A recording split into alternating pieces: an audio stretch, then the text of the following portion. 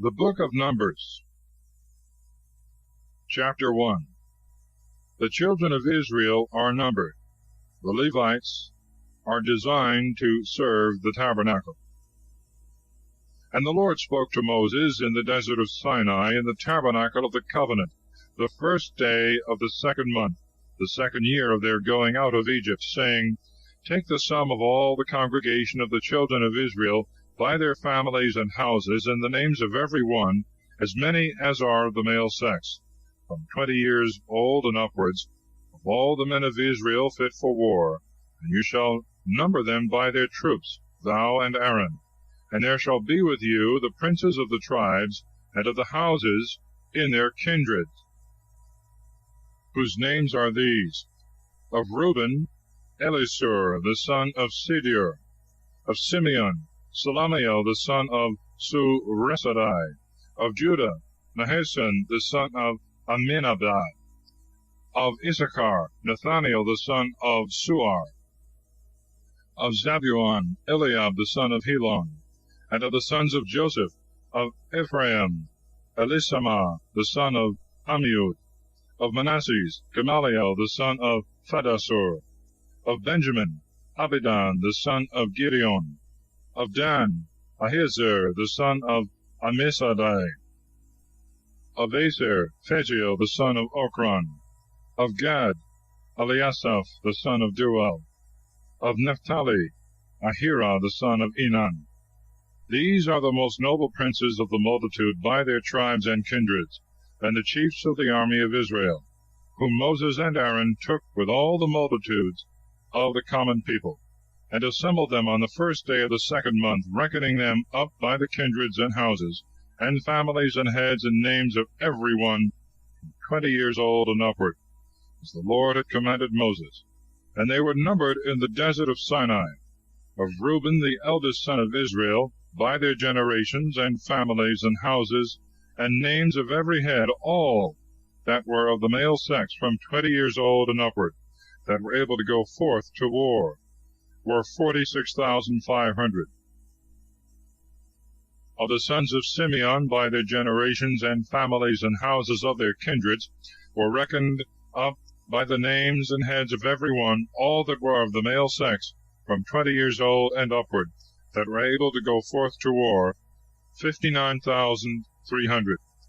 Of the sons of Gad by their generations and families and houses of their kindreds, were reckoned up by the names of every one from 20 years old and upward, all that were able to go forth to war, 45,650. Of the sons of Judah by their generations and families and houses of their kindreds, by the names of every one from 20 years old and upward, all that were able to go forth to war, were reckoned up 74,600. Of the sons of Issachar, by their generations and families and houses of their kindreds, by the names of every one from 20 years old and upward, all that could go forth to war, were reckoned up 54,400.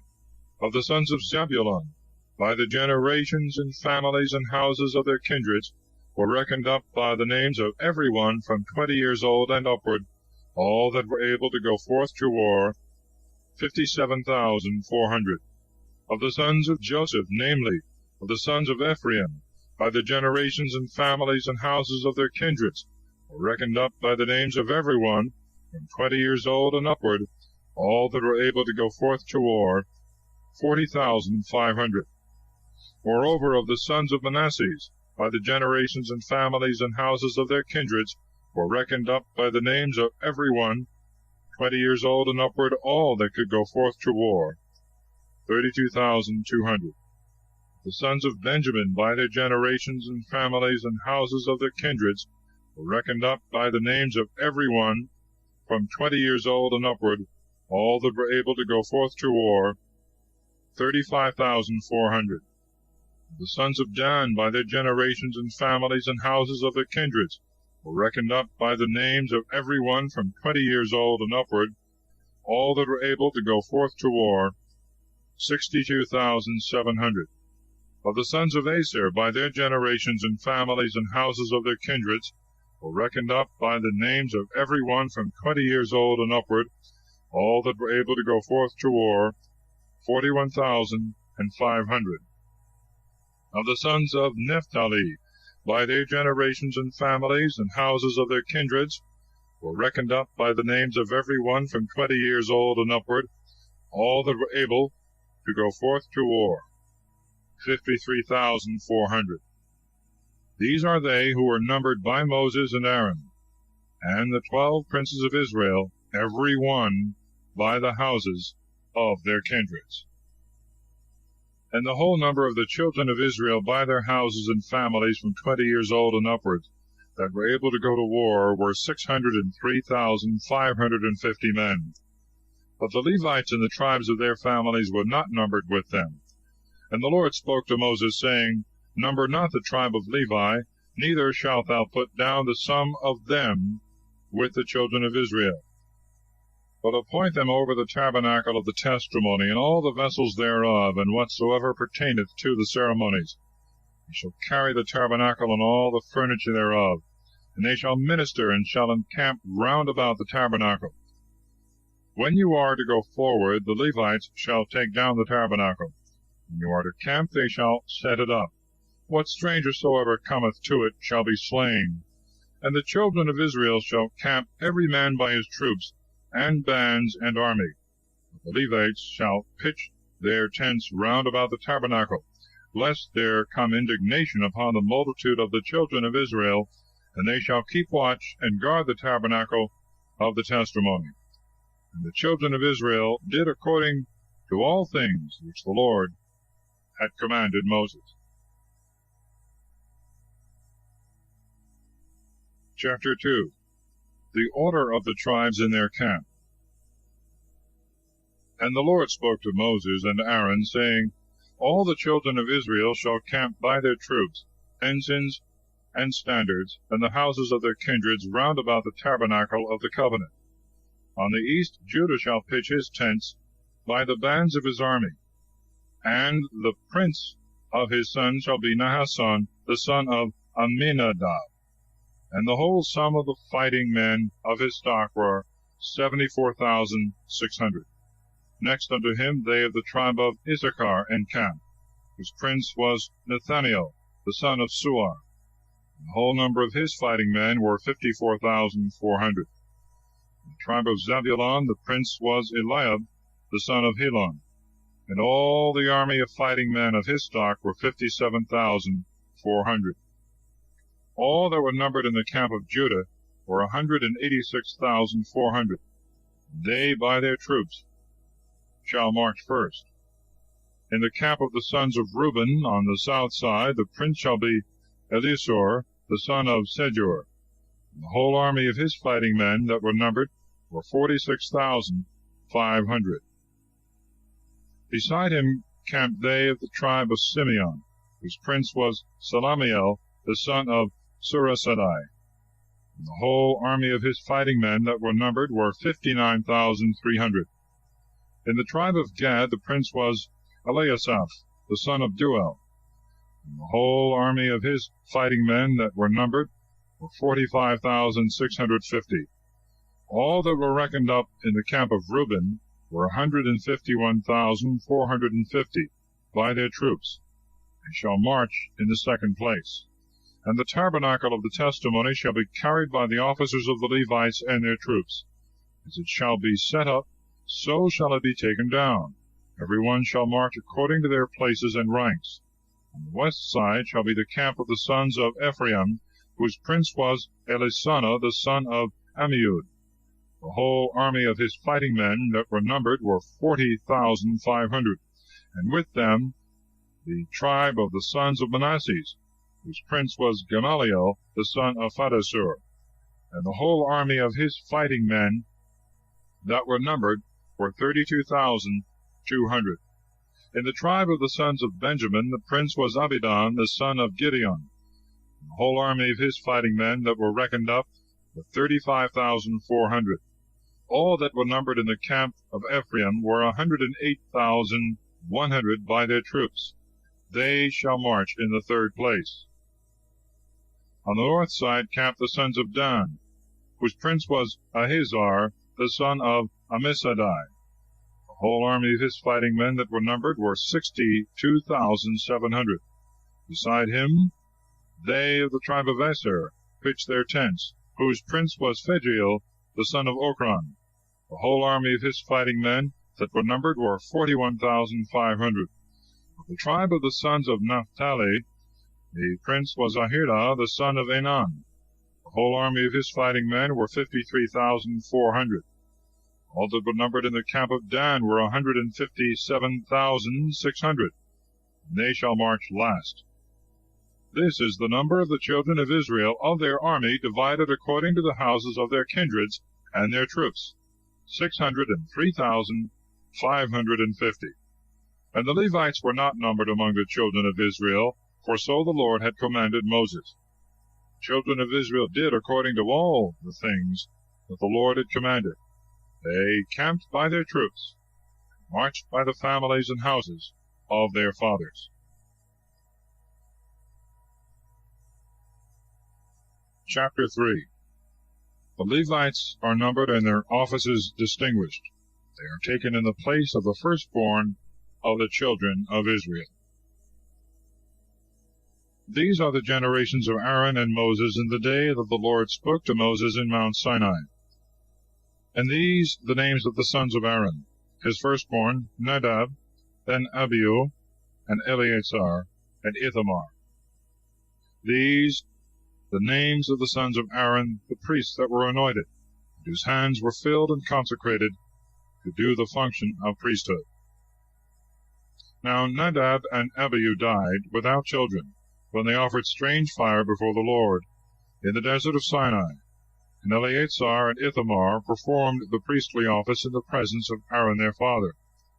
And the Lord spoke to Moses, saying, Bring the tribe of Levi, and make them stand in the sight of Aaron the priest, to minister to him, and let them watch, and observe whatsoever appertaineth to the service of the multitude before the tabernacle of the testimony. Let them keep the vessels of the tabernacle, serving in the ministry thereof. And thou shalt give the Levites for a gift to Aaron and to his sons, to whom they are delivered by the children of Israel. But thou shalt appoint Aaron and his sons over the service of priesthood. The stranger that approacheth to minister shall be put to death. And the Lord spoke to Moses, saying, I have taken the Levites from the children of Israel, for every firstborn that openeth the womb among the children of Israel, and the Levites shall be mine. For every firstborn is mine. Since I struck the firstborn in the land of Egypt, I have sanctified to myself whatsoever is firstborn in Israel, both of man and beast. They are mine. I am the Lord. And the Lord spoke to Moses in the desert of Sinai, saying, Number the sons of Levi by the houses of their fathers and their families, every male from 1 month and upward. Moses numbered them as the Lord had commanded. And there were found sons of Levi by their names Gerson, and Kohath, and Merari, the sons of Gerson, Libni, and Simeon. The sons of Kohath, Amram, and Jesar, Hebron, and Uzziel. The sons of Merari, Maholi, and Musai. Of Gerson were 2 families, the Libnites and the Simeites, of which were numbered people of the male sex from 1 month and upward, 7,500. These shall pitch behind the tabernacle on the west, under their prince Eliasaph, the son of Lael, and their charge shall be in the tabernacle of the covenant, the tabernacle itself and the cover thereof, the hanging that is drawn before the doors of the tabernacle of the covenant, and the curtains of the court, the hanging also that is hanged in the entry of the court of the tabernacle, and whatsoever belongeth to the right of the altar, the cords of the tabernacle, and all the furniture thereof. Of the kindred of Kohath come the families of the Amramites, and the Jezerites, and the Hebronites, and the Uzzielites. These are the families of the Kohathites, reckoned up by their names. All of the male sex from 1 month and upward, 8,600. They shall have the guard of the sanctuary, and shall camp on the south side. And their prince shall be Elisaphan, the son of Uzziel. And they shall keep the ark, and the table, and the candlestick, the altars, and the vessels of the sanctuary, wherewith they minister, and the veil, and all the furniture of this kind. And the prince of the princes of the Levites, Eleazar, the son of Aaron the priest, shall be over them that watch for the guard of the sanctuary. And Merari are the families of the Moholites and Musites, reckoned up by their name. All of the male kind from 1 month and upward, 6,200. Their prince Suriel, the son of Abihail, they shall camp on the north side. Under their custody shall be the boards of the tabernacle, and the bars, and the pillars, and their sockets, and all things that pertain to this kind of service. And the pillars of the court round about their sockets, and the pins with their cords. Before the tabernacle of the covenant, that is to say, on the east side, shall Moses and Aaron camp, with their sons, having the custody of the sanctuary, in the midst of the children of Israel. What stranger soever cometh unto it shall be put to death. All the Levites that Moses and Aaron numbered according to the precept of the Lord, by their families of the male kind from 1 month and upward, were 22,000. And the Lord said to Moses, Number the firstborn of the male sex of the children of Israel from 1 month and upward, and thou shalt take the sum of them. And thou shalt take the Levites to me for all the firstborn of the children of Israel. I am the Lord, and their cattle for all the firstborn of the cattle of the children of Israel. Moses reckoned up, as the Lord had commanded, the firstborn of the children of Israel, and the males by their names, from 1 month and upward, were 22,273. And the Lord spoke to Moses, saying, Take the Levites for the firstborn of the children of Israel, and the cattle of the Levites for their cattle, and the Levites shall be mine. I am the Lord. For the price of the 273 of the firstborn of the children of Israel, that exceed the number of the Levites, thou shalt take 5 sickles for every head, according to the weight of the sanctuary. A sickle hath 20 obols. And thou shalt give the money to Aaron and his sons, the price of them that are above. Moses therefore took the money of them that were above, and whom they had redeemed from the Levites. The firstborn of the children of Israel, 1,365 sickles, according to the weight of the sanctuary, and gave it to Aaron and his sons, according to the word that the Lord had commanded him. Chapter 4. The age and time of the Levites' service, their offices and burdens. Then the Lord spoke to Moses and Aaron, saying, Take the sum of the sons of Kohath from the midst of the Levites, by their houses and families, from 30 years old and upward to 50 years old, of all that go in to stand and to minister in the tabernacle of the covenant. This is the service of the son of Kohath.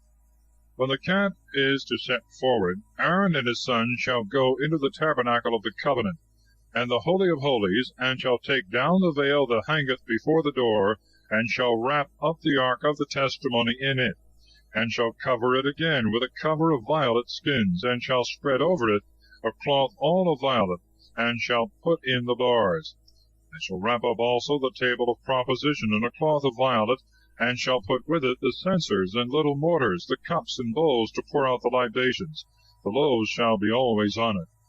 And they shall spread over it a cloth of scarlet, which again they shall cover with a covering of violet skins, and shall put in the bars.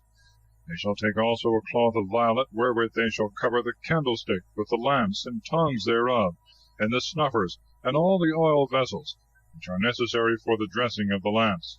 And over all they shall put a cover of violet skins, and put in the bars. They shall wrap up the golden altar also in a cloth of violet, and shall spread over it a cover of violet skins, and put in the bars. All the vessels wherewith they minister in the sanctuary they shall wrap up in a cloth of violet, and shall spread over it a cover of violet skin, and put in the bars. They shall cleanse the altar also from the ashes, and shall wrap it up in a purple cloth. And they shall put it with all the vessels that they use in the ministry thereof, that is to say, firepans, flesh hooks and forks, pothooks and shovels. They shall cover all the vessels of the altar together with a covering of violet skins, and shall put in the bars.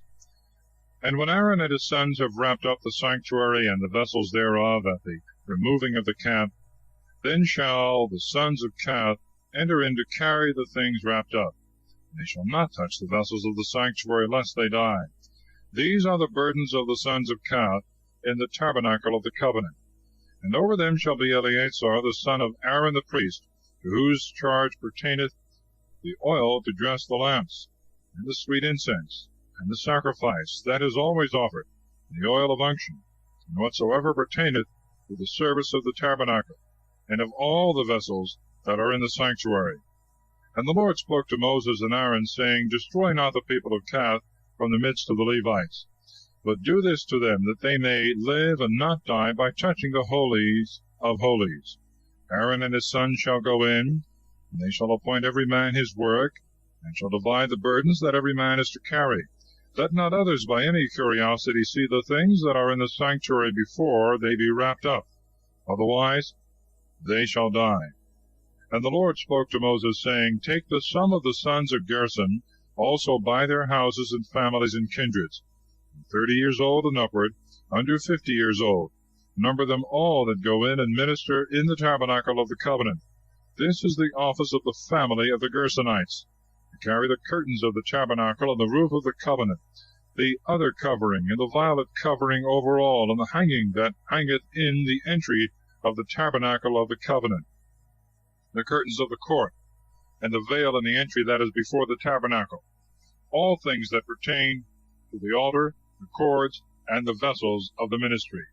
The sons of Gershon shall carry, by the commandment of Aaron and his sons, and each man shall know to what burden he must be assigned. This is the service of the family of the Gershonites in the tabernacle of the covenant.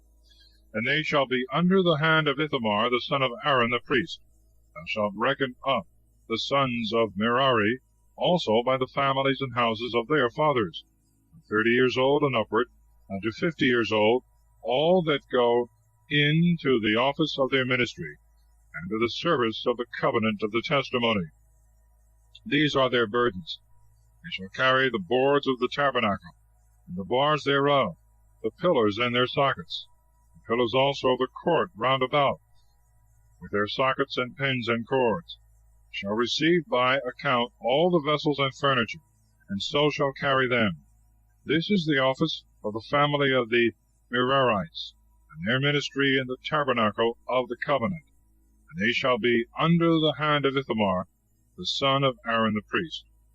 So Moses and Aaron and the princes of the synagogue reckoned up the sons of Kohath by their kindreds and the houses of their fathers, 30 years old and upward, under 50 years old, all that go into the ministry of the tabernacle of the covenant. And they were found 2,750. This is the number of the people of Kohath that go into the tabernacle of the covenant. These did Moses and Aaron number according to the word of the Lord by the hand of Moses. The sons of Gershon also were numbered by the kindreds and houses of their fathers, from 30 years old and upward, under 50 years old, all that go in to minister in the tabernacle of the covenant. And they were found 2,630. This is the people of the Gershonites, whom Moses and Aaron numbered according to the word of the Lord. The sons of Merari also were numbered by the kindreds and houses of their fathers, from 30 years old and upward, under 50 years old, all that go in to fulfill the rites of the tabernacle of the covenant. And they were found 3,200. This is the number of the sons of Merari, whom Moses and Aaron reckoned up according to the commandment of the Lord by the hand of Moses. All that were reckoned up of the Levites, and whom Moses and Aaron and the princes of Israel took by name, by the kindreds and houses of their fathers, 30 years old and upward, until 50 years old, that go into the ministry of the tabernacle, and to carry the burdens, were in all 8,580. Moses reckoned them up according to the word of the Lord, every one according to their office and burdens, as the Lord had commanded him. Chapter 5. The unclean are removed out of the camp. Confession of sins and satisfaction. First fruits and oblations belonging to the priests. Trial of jealousy. And the Lord spoke to Moses, saying, Command the children of Israel that they cast out of the camp every leper, and whosoever hath an issue of seed, or is defiled by the dead, whether it be man or woman, cast ye them out of the camp, lest they defile it, when I shall dwell with you. And the children of Israel did so, and they cast them forth without the camp, as the Lord had spoken to Moses. And the Lord spoke to Moses, saying, Say to the children of Israel, when a man or woman shall have committed any of all the sins that men are wont to commit, and by negligence shall have transgressed the commandment of the Lord, and offended, they shall confess their sin, and restore the principal itself, and the fifth part over and above to him against whom they have sinned. But if there be no one to receive it, they shall give it to the Lord, and it shall be the priest's, besides the ram that is offered for expiation, to be an atoning sacrifice. All the first fruits also which the children of Israel offer belong to the priest. And whatsoever is offered into the sanctuary by every one, and is delivered into the hands of the priest, it shall be his. And the Lord spoke to Moses, saying, Speak to the children of Israel, and thou shalt say to them, The man whose wife shall have gone astray, and contemning her husband shall have slept with another man, and her husband cannot discover it, but the adultery is secret, and cannot be proved by witnesses, because she was not found in the adultery. If the spirit of jealousy stir up the husband against his wife, who either is defiled or is charged with false suspicion, he shall bring her to the priest, and shall offer an oblation for her, the 10th part of a measure of barley meal. He shall not pour oil thereon, nor put frankincense upon it, because it is a sacrifice of jealousy, and an oblation searching out adultery. The priest therefore shall offer it, and set it before the Lord. And he shall take holy water in an earthen vessel, and he shall cast a little earth of the pavement of the tabernacle into it. And when the woman shall stand before the Lord, he shall uncover her head, and shall put on her hands the sacrifice of remembrance, and the oblation of jealousy. And he himself shall hold the most bitter waters, whereon he hath heaped curses with execration. And he shall adjure her, and shall say, If another man hath not slept with thee, and if thou be not defiled by forsaking thy husband's bed, these most bitter waters on which I have heaped curses shall not hurt thee. But if thou hast gone aside from thy husband, and art defiled, and hast lain with another man, these curses shall light upon thee. The Lord make thee a curse, and an example for all among his people. May he make thy thigh to rot, and may thy belly swell and burst asunder. Let the cursed waters enter into thy belly, and may thy womb swell and thy thigh rot. And the woman shall answer, Amen, Amen. And the priest shall write these curses in a book, and shall wash them out with the most bitter waters upon which he hath heaped the curses. And he shall give them her to drink, and when she hath drunk them up, the priest shall take from her hand the sacrifice of jealousy, and shall elevate it before the Lord, and shall put it upon the altar. Yet so as first, to take a handful of the sacrifice of that which is offered, and burn it upon the altar, and so give the most bitter waters to the woman to drink. And when she hath drunk them, if she be defiled, having despised her husband, be guilty of adultery, the malediction shall go through her, and her belly swelling, her thigh shall rot, and the woman shall be a curse, and an example to all the people. But if she be not defiled, she shall not be hurt, and shall bear children. This is the law of jealousy. If a woman hath gone aside from her husband, and be defiled, and the husband stirred up by the spirit of jealousy, bring her before the Lord, and the priest do to her according to all things that are here written. Husband shall be blameless, and she shall bear her iniquity. Chapter 6. The Law of the Nazarites, the form of blessing the people. And the Lord spoke to Moses, saying, Speak to the children of Israel, and thou shalt say to them, When a man or a woman shall make a vow to be sanctified, and will consecrate themselves to the Lord, They shall abstain from wine, and from everything that may make a man drunk. They shall not drink vinegar of wine, or of any other drink, nor anything that is pressed out of the grape, nor shall they eat grapes either fresh or dried. All the days that they are consecrated to the Lord by vow, they shall eat nothing that cometh of the vineyard, from the raisin even to the kernel. All the time of his separation no razor shall pass over his head, until the day be fulfilled of his consecration to the Lord. He shall be holy, and shall let the hair of his head grow. All the time of his consecration he shall not go in to any dead. Neither shall he make himself unclean, even for his father, or for his mother, or for his brother, or for his sister, when they die, because the consecration of his God is upon his head. All the days of his separation he shall be holy to the Lord. But if any man die suddenly before him, the head of his consecration shall be defiled, and he shall shave it forthwith on the same day of his purification, and again on the 7th day. And on the 8th day he shall bring 2 turtles or 2 young pigeons to the priest in the entry of the covenant of the testimony. And the priest shall offer one for sin, and the other for a holocaust, and shall pray for him, for that he hath sinned by the dead. And he shall sanctify his head that day, and shall consecrate to the Lord the days of his separation, offering a lamb of 1 year for sin, yet so that the former days be made void, because his sanctification was profane. This is the law of consecration. When the days which he had determined by vow shall be expired, he shall bring him to the door of the tabernacle of the covenant, and shall offer his oblation to the Lord, 1 he-lamb of 1 year old without blemish for a holocaust, and 1 ewe-lamb of 1 year old without blemish for a sin offering, and 1 ram without blemish for a victim of peace offering. A basket also of unleavened bread, tempered with oil, and wafers without leaven anointed with oil, and the libations of each. And the priest shall present them before the Lord, and shall offer both the sin offering and the holocaust.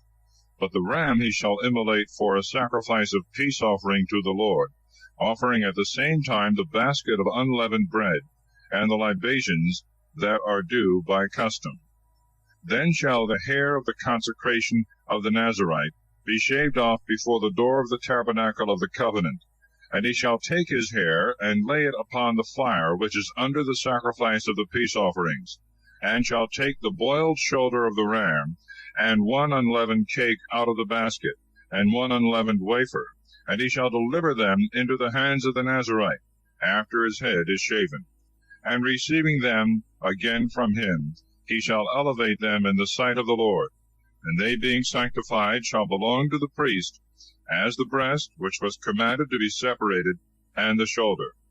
After this the Nazarite may drink wine. This is the law of the Nazarite, when he hath vowed his oblation to the Lord in the time of his consecration, besides those things which his hand shall find, according to that which he had vowed in his mind, so shall he do for the fulfilling of his sanctification.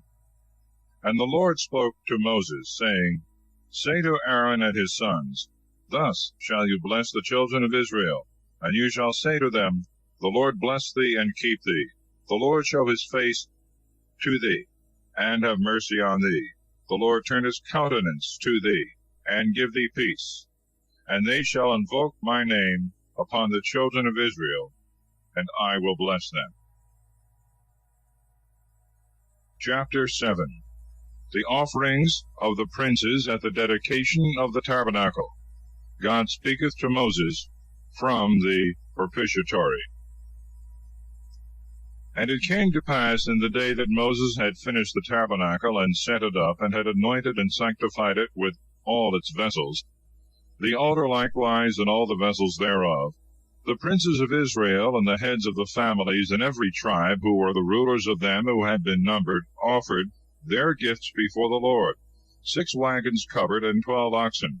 2 princes offered 1 wagon, and each one the ox, and they offered them before the tabernacle. And the Lord said to Moses, Receive them from them to serve in the ministry of the tabernacle, and thou shalt deliver them to the Levites according to the order of their ministry. Moses therefore, receiving the wagons and the oxen, delivered them to the Levites. 2 wagons and 4 oxen he gave to the sons of Gershon, according to their necessity. The other 4 wagons and 8 oxen he gave to the sons of Merari, according to their offices and service, under the hand of Ithamar the son of Aaron the priest. But to the sons of Kohath he gave no wagons or oxen, because they serve in the sanctuary and carry their burdens upon their own shoulders. And the princes offered for the dedication of the altar on the day when it was anointed, their oblation before the altar. And the Lord said to Moses, Let each of the princes, one day after another, offer their gifts for the dedication of the altar. The first day, Nahashon, the son of Amminadab, of the tribe of Judah, offered his offering. And his offering was a silver dish weighing 130 shekels, a silver bowl of 70 shekels, according to the weight of the sanctuary, both full of flour tempered with oil, for a sacrifice. A little mortar of 10 shekels of gold, full of incense. An ox of the herd, and a ram, and a lamb of a year old for a holocaust, and a buck goat for sin.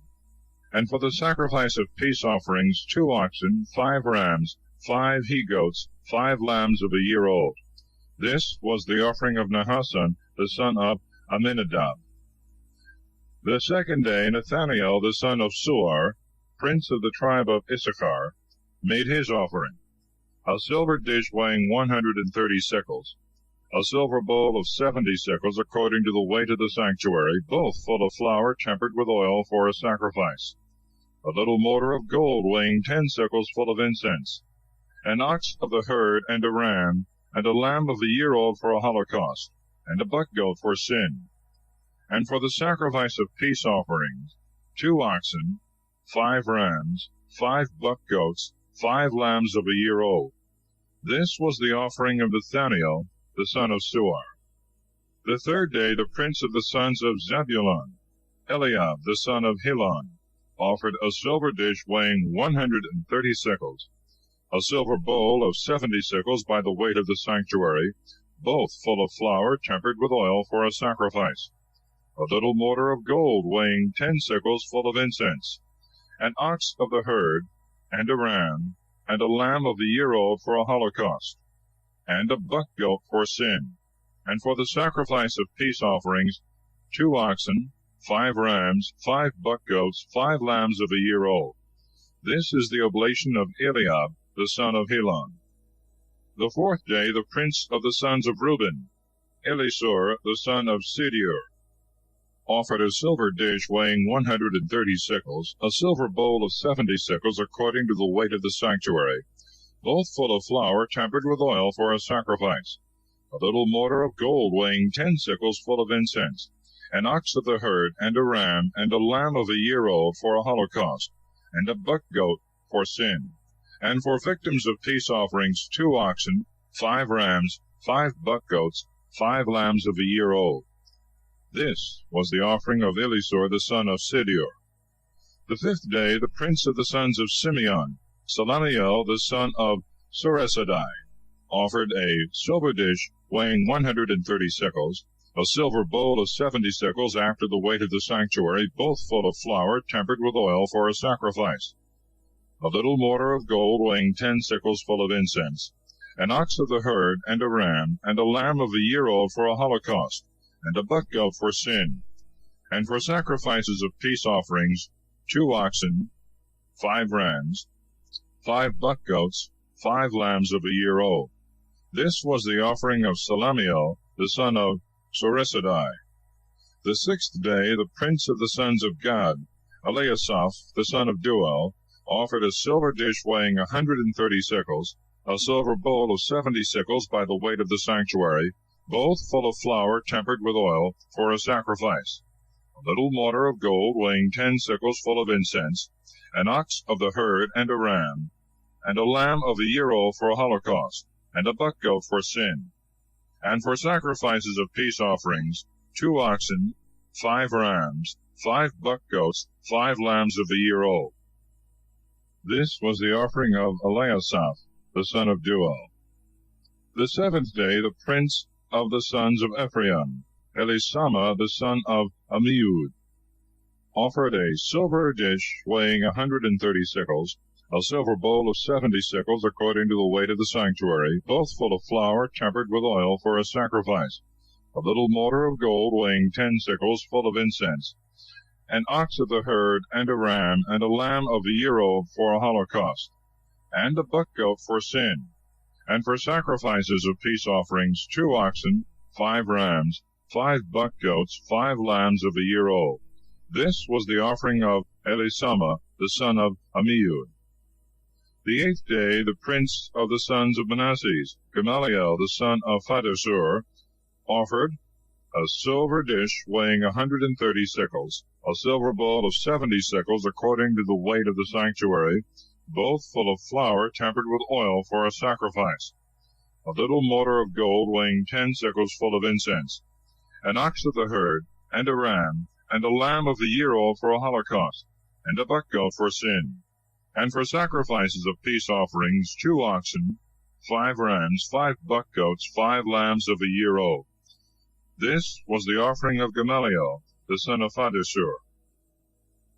The 9th day the prince of the sons of Benjamin, Abidan the son of Gideon, offered a silver dish weighing 130 sickles, a silver bowl of 70 sickles by the weight of the sanctuary, both full of flour tempered with oil for a sacrifice, a little mortar of gold weighing 10 sickles full of incense, an ox of the herd, and a ram, and a lamb of a year old for a holocaust, and a buck goat for sin, and for sacrifices of peace offerings 2 oxen, 5 rams, 5 buck goats, 5 lambs of a year old.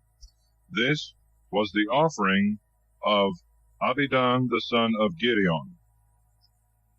The 10th day the prince of the sons of Dan, Ahiezer the son of Ammissadai, offered a silver dish weighing 130 sickles, a silver bowl of 70 sickles, according to the weight of the sanctuary, both full of flour tempered with oil for a sacrifice, a little mortar of gold weighing 10 sickles full of incense, an ox of the herd, and a ram, and a lamb of a year old for a holocaust, and a buck goat for sin, and for sacrifices of peace offerings 2 oxen, 5 rams, 5 buck goats, 5 lambs of a year old.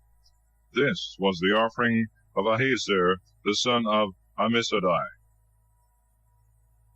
The 11th day the prince of the sons of Aser, Phagiel the son of Ochran, offered a silver dish weighing 130 sickles, a silver bowl of 70 sickles, according to the weight of the sanctuary, both full of flour tempered with oil for a sacrifice, a little mortar of gold weighing 10 sickles full of incense, an ox of the herd, and a ram, and a lamb of a year old for a holocaust, and a buck goat for sin, and for sacrifices of peace offerings 2 oxen, 5 rams, 5 buck goats, 5 lambs of a year old.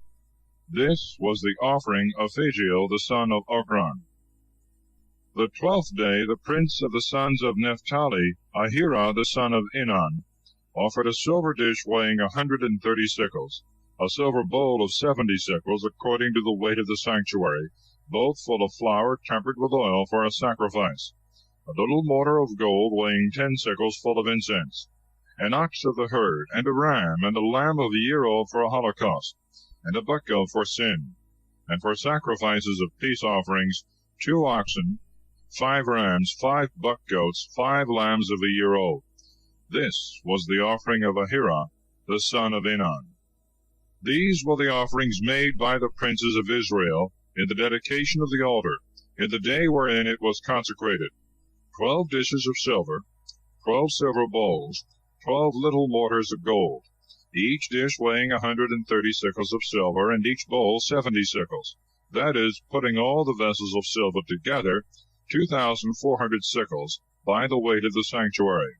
12 little mortars of gold full of incense, weighing 10 sickles apiece, by the weight of the sanctuary, that is, in all 120 sickles of gold. 12 oxen out of the herd for a holocaust, 12 rams, 12 lambs of a year old, and their libations, 12 buck goats for sin, and for sacrifices of peace offerings, oxen 24, rams 60, buck goats 60, lambs of a year old 60. These things were offered in the dedication of the altar when it was anointed. And when Moses entered into the tabernacle of the covenant to consult the oracle, he heard the voice of one speaking to him from the propitiatory that was over the ark between the two cherubims, and from this place he spoke to him. Chapter 8. The 7 lamps are placed on the golden candlestick to shine towards the loaves of proposition, the ordination of the Levites, and to what age they shall serve in the tabernacle. And the Lord spoke to Moses, saying, Speak to Aaron, and thou shalt say to him, When thou shalt place the 7 lamps, let the candlestick be set up on the south side. Give orders, therefore, that the lamps look over against the north, towards the table of the loaves of proposition. Over against that part shall they give light, towards which the candlestick looketh. And Aaron did so, and he put the lamps upon the candlestick, as the Lord had commanded Moses. Now this was the work of the candlestick.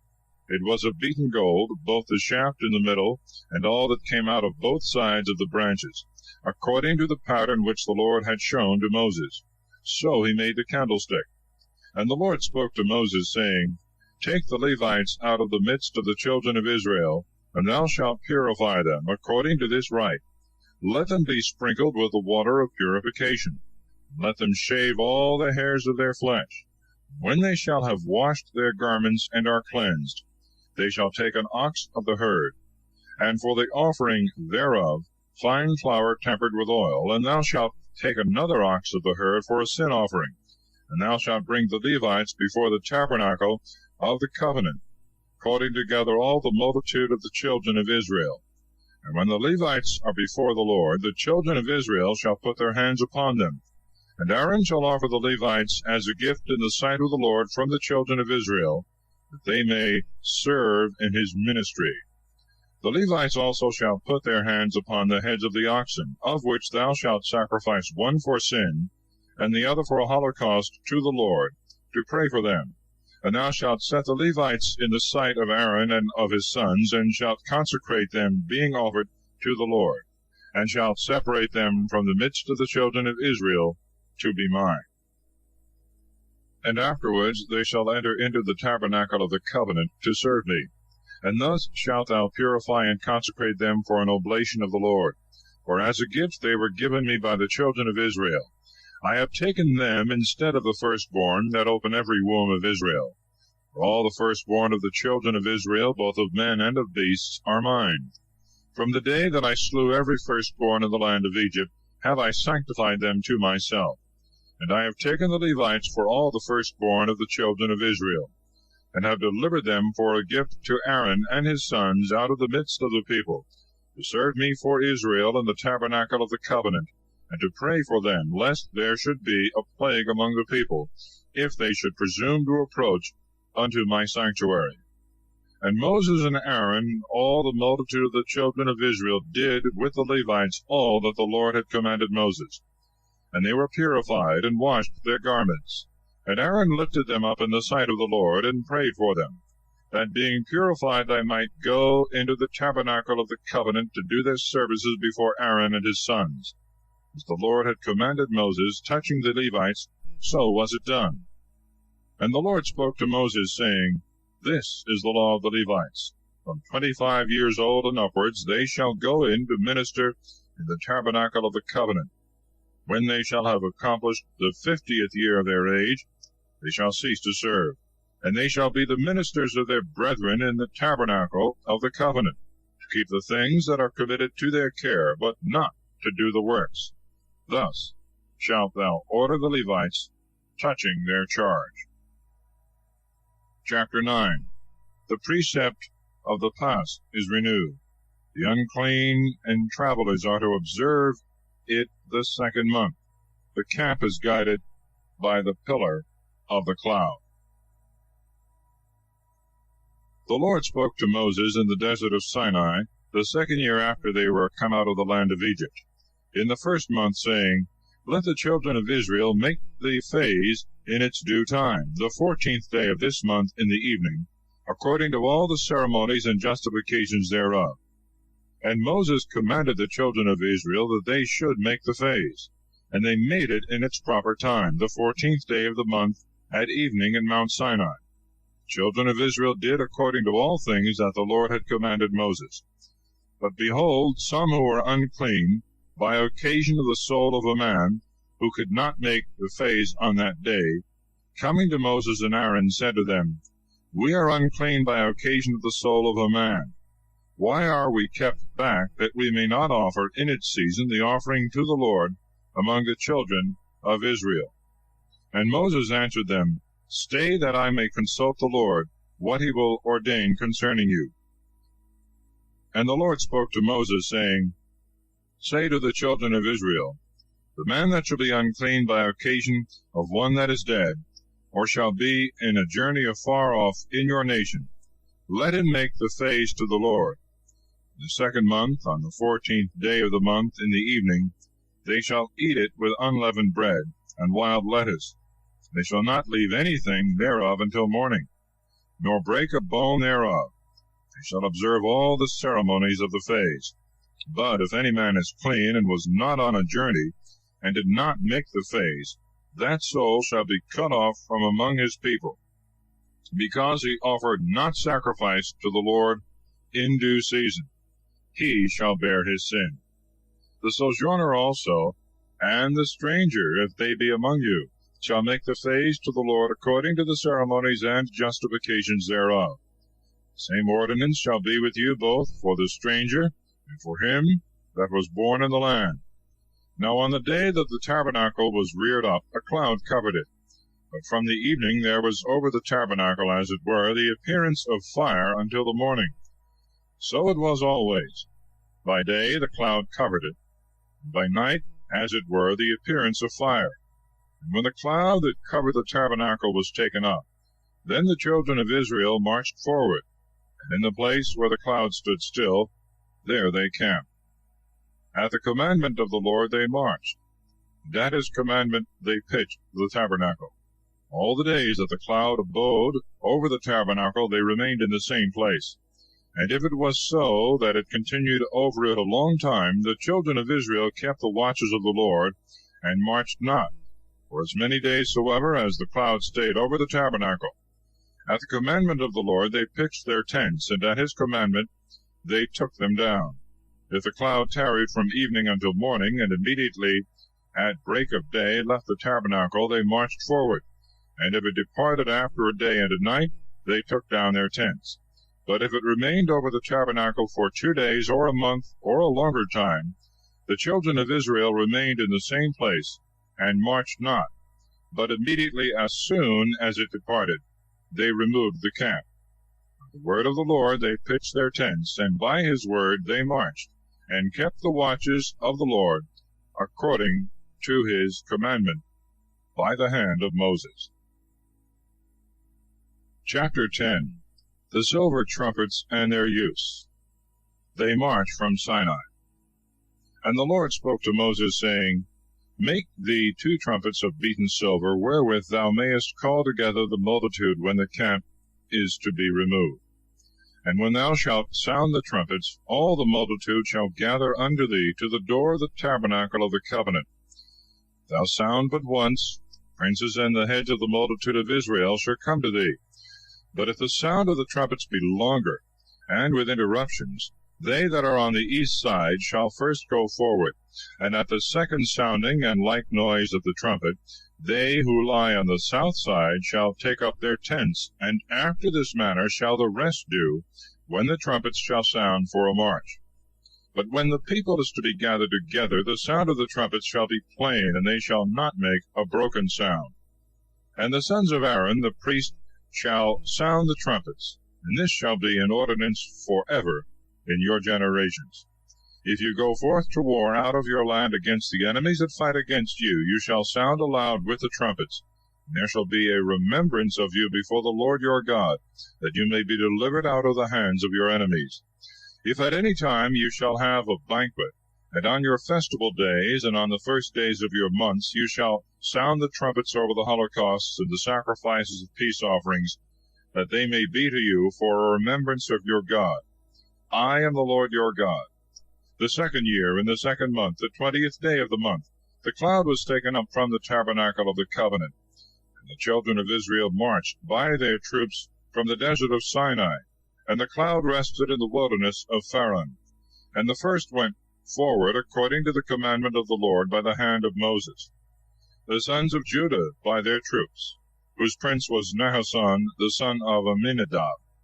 In the tribe of the sons of Issachar, the prince was Nethaniel, the son of Suar.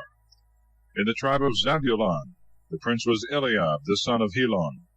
And the tabernacle was taken down, and the sons of Gershon and Merari set forward, bearing it. And the sons of Reuben also marched by their troops and ranks, whose prince was Helisor, the son of Sidur. And in the tribe of Simeon the prince was Salamiel, the son of Sorisadai. And in the tribe of Gad the prince was Eliasaph, the son of Deuel. Then the Kehathites also marched, carrying the sanctuary. So long was the tabernacle carried, till they came to the place of setting it up. The sons of Ephraim also moved their camp by their troops, in whose army the prince was Elisama, the son of Ammiud. And in the tribe of the sons of Manasseh the prince was Gamaliel, the son of Phaddasur. And in the tribe of Benjamin the prince was Abidan, the son of Gideon. The last of all the camp marked the sons of Dan by their troops, in whose army the prince was Ahiezer, the son of Ammissadai. And in the tribe of the sons of Aser the prince was Phagiel, the son of Ochran. And in the tribe of the sons of Naphtali the prince was Ahira, the son of Enan.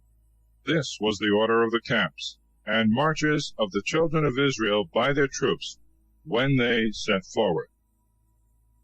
And Moses said to Hobab, the son of Raguel, the Midianite, his kinsman, We are going towards the place which the Lord will give us. Come with us, that we may do thee good. For the Lord hath promised good things to Israel. But he answered him, I will not go with thee, but I will return to my country wherein I was born. And he said, Do not leave us, for thou knowest in what places we should encamp in the wilderness, and thou shalt be our guide. And if thou comest with us, we will give thee what is the best of the riches, which the Lord shall deliver to us. So they marched from the mount of the Lord 3 days' journey. And the ark of the covenant of the Lord went before them, for 3 days, providing a place for the camp. The cloud also of the Lord was over them by day when they marched. And when the ark was lifted up, Moses said, Arise, O Lord, and let thy enemies be scattered, and let them that hate thee flee from before thy face. And when it was set down, he said, Return, O Lord, to the multitude of the host of Israel. Chapter 11. The people murmur, and are punished with fire. God appointeth 70 ancients for assistance to Moses. They prophesy. The people have their fill of flesh, but forthwith many die of the plague. In the meantime there arose a murmuring of the people against the Lord, as it were repining at their fatigue. And when the Lord heard it, he was angry, and the fire of the Lord being kindled against them, devoured them that were at the uttermost part of the camp. And when the people cried to Moses, Moses prayed to the Lord, and the fire was swallowed up. And he called the name of that place the Burning, for that the fire of the Lord had been kindled against them. For a mixed multitude of people that came up with them burned with desire, sitting and weeping, the children of Israel also being joined with them, and said, Who shall give us flesh to eat? We remember the fish that we ate in Egypt, free cost. Cucumbers come into our mind, and the melons, and the leeks, and the onions, and the garlic.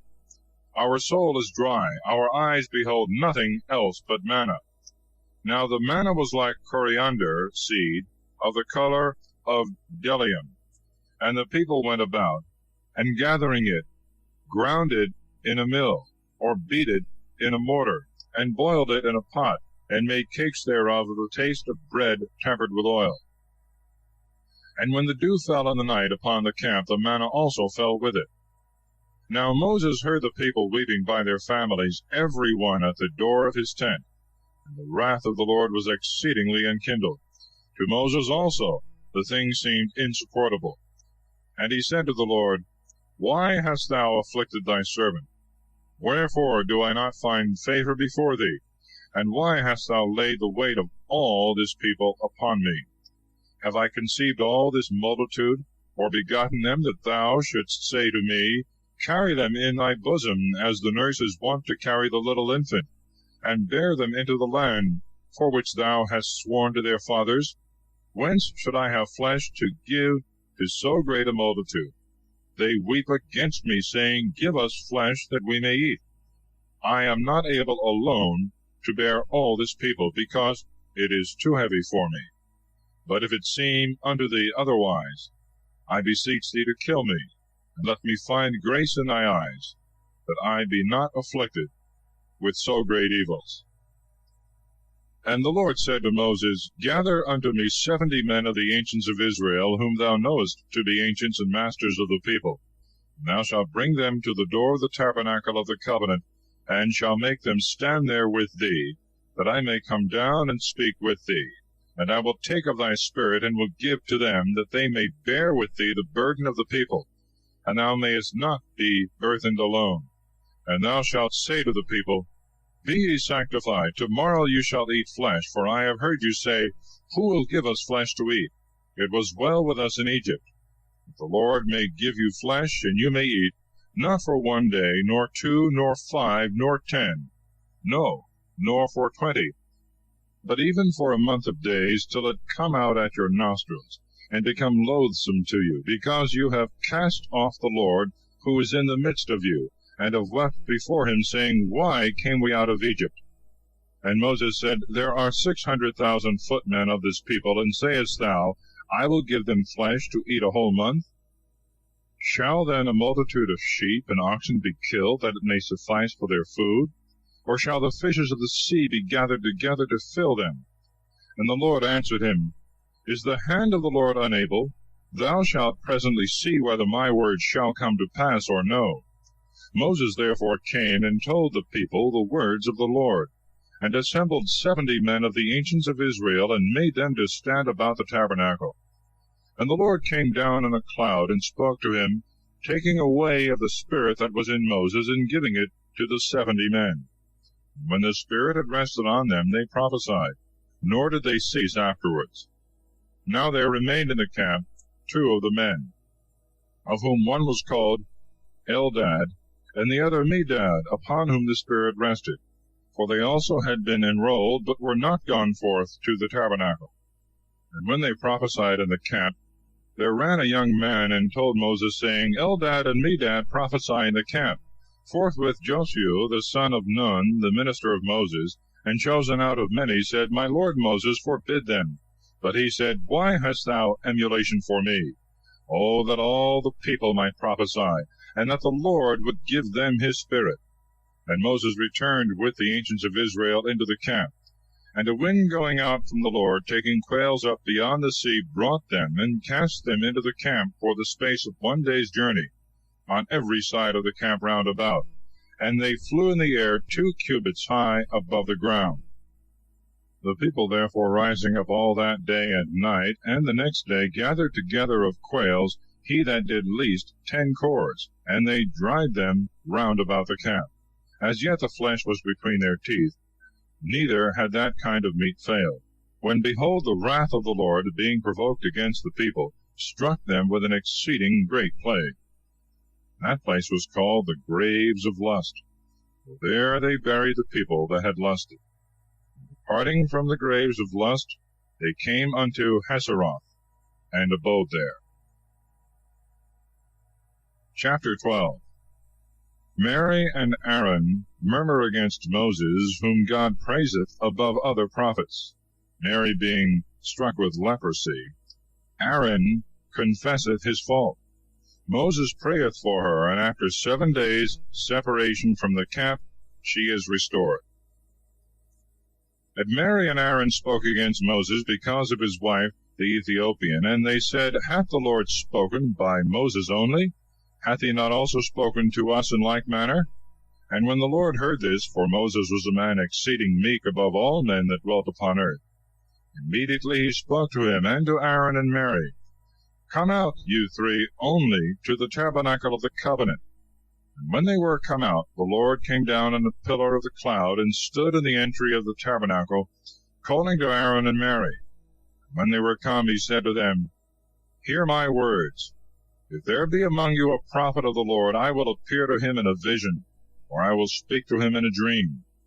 But it is not so with my servant Moses, who is most faithful in all my house. For I speak to him mouth to mouth, and plainly, and not by riddles and figures doth he see the Lord.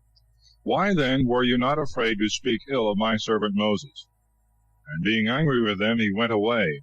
The cloud also that was over the tabernacle departed, and behold, Mary appeared white as snow with a leprosy. And when Aaron had looked on her, and saw her all covered with leprosy, he said to Moses, I beseech thee, my Lord, lay not upon us this sin, which we have foolishly committed. Let her not be as one dead, and as an abortive that is cast forth from the mother's womb. Lo, now 1/2 of her flesh is consumed with the leprosy. And Moses cried to the Lord, saying, O God, I beseech thee, heal her. And the Lord answered him, If her father had smitten upon her face, ought she not to have been ashamed for 7 days at least? Let her be separated 7 days without the camp, and afterwards she shall be called again. Mary therefore was put out of the camp 7 days, and the people moved not from that place until Mary was called again. Chapter 13. The 12 spies are sent to view the land, the relation they make of it. And the people marched from Hazeroth, and pitched their tents in the desert of Paran. And there the Lord spoke to Moses, saying, Send men to view the land of Canaan, which I will give to the children of Israel, one of every tribe of the rulers. Moses did what the Lord had commanded, sending from the desert of Paran principal men, whose names are these: of the tribe of Reuben, Shammua the son of Zechar; of the tribe of Simeon, Shaphat the son of Huri; of the tribe of Judah, Caleb the son of Jephunneh; of the tribe of Issachar, Igal the son of Joseph; of the tribe of Ephraim, Osi the son of Nun; of the tribe of Benjamin, Phalti the son of Raphu; of the tribe of Zabulon, Gidiel the son of Sodai; of the tribe of Joseph; of the scepter of Manasseh, Gedai the son of Susai; of the tribe of Dan, Amiel the son of Gemalli; of the tribe of Aser, Sethur the son of Michael; of the tribe of Naphtali, Nahabi the son of Vapsai; of the tribe of Gad, Juel the son of Machi. These are the names of the men whom Moses sent to view the land. And he called Osei the son of Nun, Joshua. And Moses sent them to view the land of Canaan, and said to them, Go you up by the south side, and when you shall come to the mountains, view the land of what sort it is, and the people that are the inhabitants thereof, whether they be strong or weak, few in number or many. The land itself, whether it be good or bad, what manner of cities, walled or without walls, the ground fat or barren, woody or without trees. Be of good courage, and bring us of the fruits of the land. Now it was the time when the first ripe grapes are fit to be eaten. And when they were gone up, they viewed the land from the desert of Sin unto Rohab, as you enter into Emath. And they went up at the south side, and came to Hebron, where were Achiman, and Sisai, and Tholmai, the sons of Enak. Hebron was built 7 years before Tanis, the city of Egypt. And going forward as far as the torrent of the cluster of grapes, they cut off a branch with its cluster of grapes, which 2 men carried upon a lever. Then they took also of the pomegranates, and of the figs of that place, which was called Nehileskol, that is to say, the torrent of a cluster of grapes, because from thence the children of Israel had carried a cluster of grapes. And they that went to spy out the land returned after 40 days, having gone round all the country. and came to Moses and Aaron, and to all the assembly of the children of Israel, to the desert of Paran, which is in Kadesh, speaking to them and to all the multitude, and showed them the fruits of the land. And they related and said, We came into the land to which thou sentest us, which in very deed floweth with milk and honey, as may be known by these fruits. But it hath very strong inhabitants, and the cities are great and walled. We saw there the race of Enoch. Amalek dwelleth in the south, the Hittite and the Jebusite, and the Amorite in the mountains. The Canaanite abideth by the sea and near the streams of the Jordan. In the meantime Caleb, to still the murmuring of the people that rose against Moses, said, Let us go up and possess the land, for we shall be able to conquer it. But the others that had been with him said, No, we are not able to go up to this people, because they are stronger than we. And they spoke ill of the land which they had viewed before the children of Israel, saying, The land which we have viewed devoureth its inhabitants. The people that we beheld are of a tall stature. There we saw certain monsters of the sons of Enoch, of the giant kind, in comparison of whom we seemed like locusts. Chapter 14. The people murmur. God threateneth to destroy them. He is appeased by Moses, yet so as to exclude the murmurers from entering the promised land. The authors of the sedition are struck dead.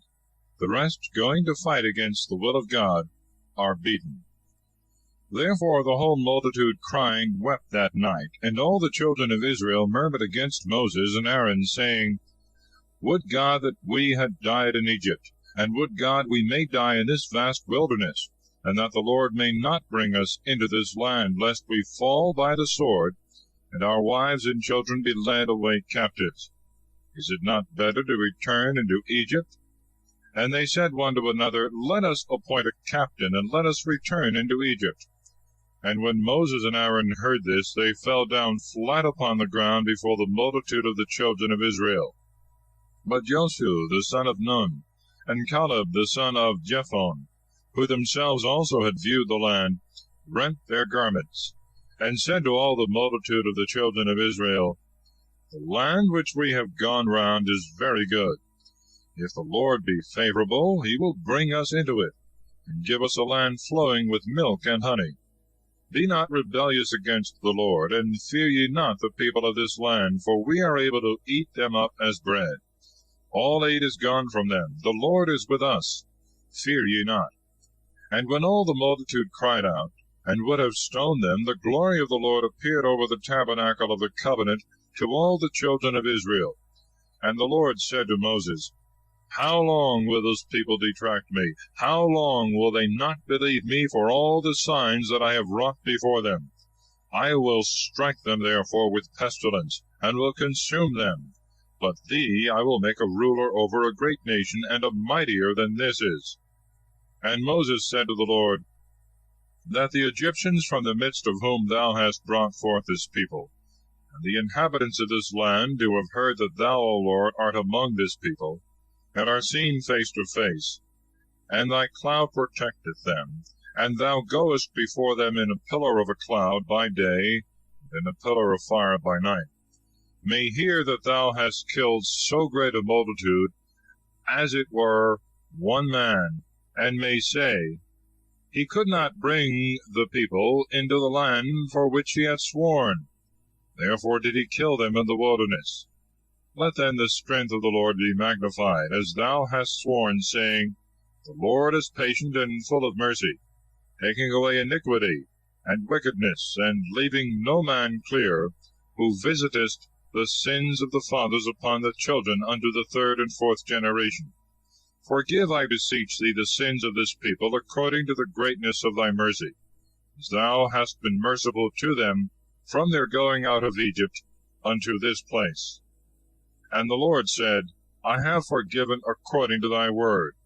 As I live, and the whole earth shall be filled with the glory of the Lord.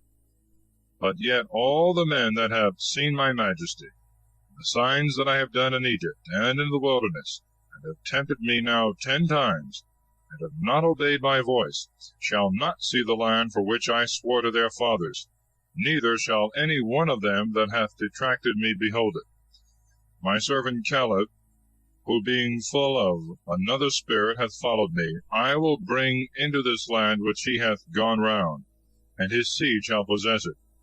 For the Amalekite and the Canaanite dwell in the valleys. Tomorrow remove the camp, and return into the wilderness by the way of the Red Sea. And the Lord spoke to Moses and Aaron, saying, How long doth this wicked multitude murmur against me? I have heard the murmurings of the children of Israel. Say therefore to them, As I live, saith the Lord, according as you have spoken in my hearing, so will I do to you. In the wilderness shall your carcasses lie, all you that were numbered from 20 years old and upward, and have murmured against me, shall not enter into the land over which I lifted up my hand to make you dwell therein, except Caleb the son of Jephunneh, and Joshua the son of Nun. But your children, of whom you said that they should be a prey to the enemies, will I bring in, that they may see the land which you have despised.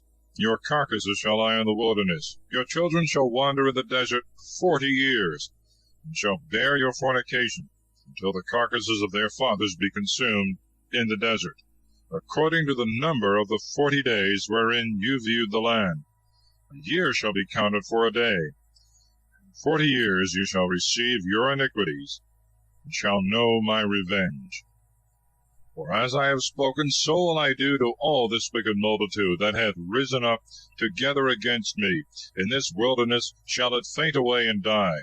Therefore all the men whom Moses had sent to view the land, and who at their return had made the whole multitude to murmur against him, speaking ill of the land, that it was naught, died, and were struck in the sight of the Lord. But Joshua the son of Nun, and Caleb the son of Jephunneh lived, of all them that had gone to view the land. And Moses spoke all these words to all the children of Israel, and the people mourned exceedingly. And behold, rising up very early in the morning, they went up to the top of the mountain, and said, We are ready to go up to the place which the Lord hath spoken, for we have sinned. And Moses said to them, Why transgress you the word of the Lord, which shall not succeed prosperously with you? Go not up, for the Lord is not with you, lest you fall before your enemies. The Amalekite and the Canaanite are before you, and by their sword you shall fall, because you would not consent to the Lord, neither will the Lord be with you. But they, being blinded, went up to the top of the mountain. But the ark of the testament of the Lord and Moses departed not from the camp. And the Amalekite came down, and the Canaanite that dwelt in the mountain, and smiting and slaying them, pursued them as far as Hormah. Chapter 15. Certain laws concerning sacrifices. Sabbath breaking is punished with death. The law of fringes on their garments. And the Lord spoke to Moses, saying, Speak to the children of Israel, and thou shalt say to them, When you shall come into the land of your habitation, which I will give you, and shall make an offering to the Lord for a holocaust, or a victim, paying your vows, or voluntarily offering gifts, or in your solemnities burning a sweet savor unto the Lord, of oxen or of sheep. Whosoever immolateth the victim shall offer a sacrifice of fine flour, the 10th part of an ephah, tempered with the 4th part of a hin of oil. And he shall give the same measure of wine to pour out in libations for the holocaust or for the victim. For every lamb and for every ram there shall be a sacrifice of flour of 2/10, which shall be tempered with the 3rd part of a hin of oil. And he shall offer the 3rd part of the same measure of wine for the libation, for a sweet savor to the Lord. But when thou offerest a holocaust or sacrifice of oxen to fulfill thy vow, or for victims of peace offerings, thou shalt give for every ox 3/10 of flour tempered with half a hin of oil, and wine for libations of the same measure, for an offering of most sweet savor to the Lord. Thus shalt thou do. For every ox and ram and lamb and kid, both they that are born in the land and the strangers, shall offer sacrifices after the same rite. There shall be all one law and judgment, both for you and for them who are strangers in the land. And the Lord spoke to Moses, saying, Speak to the children of Israel, and thou shalt say to them, When you are come into the land which I will give you, and shall eat of the bread of that country, you shall separate first fruits to the Lord of the things you eat. As you separate first fruits of your barn floors, so also shall you give first fruits of your dough to the Lord. And if through ignorance you omit any of these things which the Lord hath spoken to Moses, and by him hath commanded you, from the day that he began to command and thenceforward, and the multitude have forgotten to do it, they shall offer a calf out of the herd, a holocaust for a most sweet savour to the Lord, and the sacrifice and libations thereof, as the ceremonies require, and a buck goat for sin. And the priest shall pray for all the multitude of the children of Israel, and it shall be forgiven them, because they sinned ignorantly, offering notwithstanding a burnt offering to the Lord for themselves, and for their sin and their ignorance. And it should be forgiven all the people of the children of Israel, and the strangers that sojourn among them, because it is the fault of all the people through ignorance. But if one soul shall sin ignorantly, he shall offer a she-goat of a year old for his sin. And the priest shall pray for him, because he sinned ignorantly before the Lord, and he shall obtain his pardon, and it shall be forgiven him. The same law shall be for all that sin by ignorance, whether they be natives or strangers. The soul that committeth anything through pride, whether he be born in the land or a stranger, because he hath been rebellious against the Lord, shall be cut off from among his people, for he hath contemned the word of the Lord, and made void his precept. Therefore shall he be destroyed, and shall bear his iniquity. And it came to pass, when the children of Israel were in the wilderness, and had found a man gathering sticks on the Sabbath day, that they brought him to Moses and Aaron and the whole multitude, and they put him into prison, not knowing what they should do with him. And the Lord said to Moses, Let that man die, let all the multitude stone him without the camp. When they had brought him out, they stoned him, and he died as the Lord had commanded. The Lord also said to Moses, Speak to the children of Israel, and thou shalt tell them to make to themselves fringes in the corners of their garments, putting in them ribands of blue. When they shall see them, they may remember all the commandments of the Lord, and not follow their own thoughts, and eyes going astray after divers things. Rather, being mindful of the precepts of the Lord, may do them, and be holy to their God. I am the Lord your God, who brought you out of the land of Egypt, that I might be your God. Chapter 16. The schism of Korah and his adherents, their punishment. And behold, Korah the son of Izhar, the son of Kohath, the son of Levi, and Dathan and Abiram, the sons of Eliab, and Hon the son of Pheleth, of the children of Reuben, rose up against Moses, and with them 250 others of the children of Israel, leading men of the synagogue, who in the time of assembly were called by name. And when they had stood up against Moses and Aaron, they said, Let it be enough for you, that all the multitude consisteth of holy ones, and the Lord is amongst them. Why lift you up yourselves above the people of the Lord? When Moses heard this, he fell flat on his face. And speaking to Korah and all the multitude, he said, In the morning the Lord will make known who belong to him, and the holy he will join to himself, and whom he shall choose they shall approach to him. Do this therefore, take every man of you your censers, thou Korah, and all thy company. And putting fire in them tomorrow, put incense upon it before the Lord, and whomsoever he shall choose, the same shall be holy. You take too much upon you, ye sons of Levi.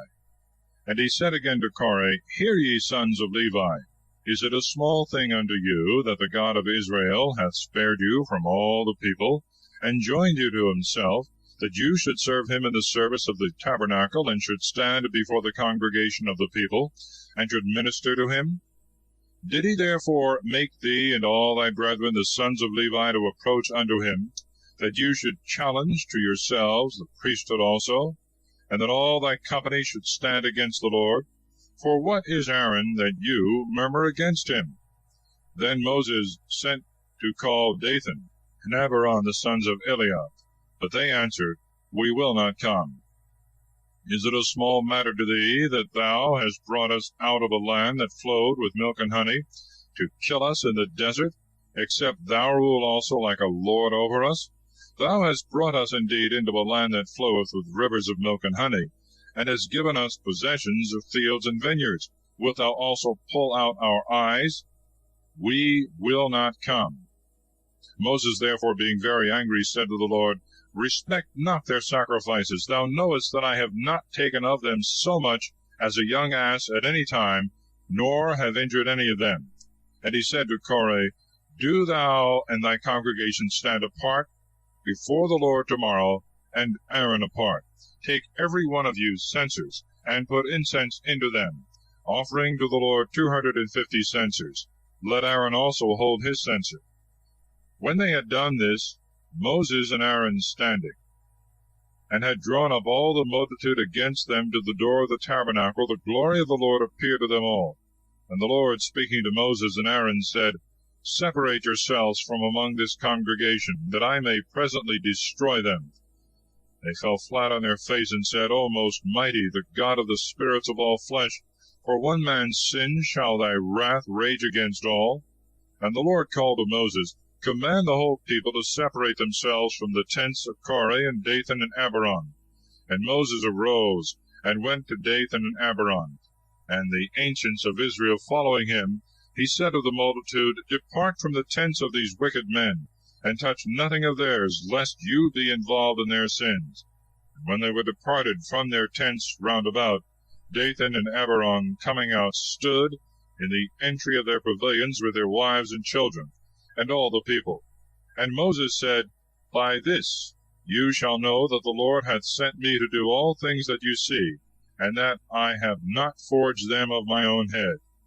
These men die the common death of men, and if they be visited with a plague, wherewith others also are wont to be visited, the Lord did not send me. But if the Lord do a new thing, and the earth opening her mouth swallow them down, and all things that belong to them, and they go down alive into hell, you shall know that they have blasphemed the Lord. And immediately as he had made an end of speaking, the earth broke asunder under their feet, and opening her mouth, devoured them with their tents and all their substance.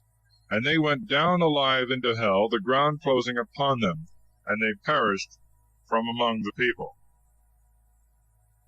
But all Israel that was standing round about fled at the cry of them that were perishing, saying, Lest perhaps the earth swallow us up also. And a fire coming out from the Lord destroyed the 250 men that offered the incense. And the Lord spoke to Moses, saying, Command Eleazar, the son of Aaron the priest, to take up the censers that lie in the burning, and to scatter the fire of one side and the other, because they are sanctified. The deaths of the sinners. And let him beat them into plates, and fasten them to the altar, because incense hath been offered in them to the Lord.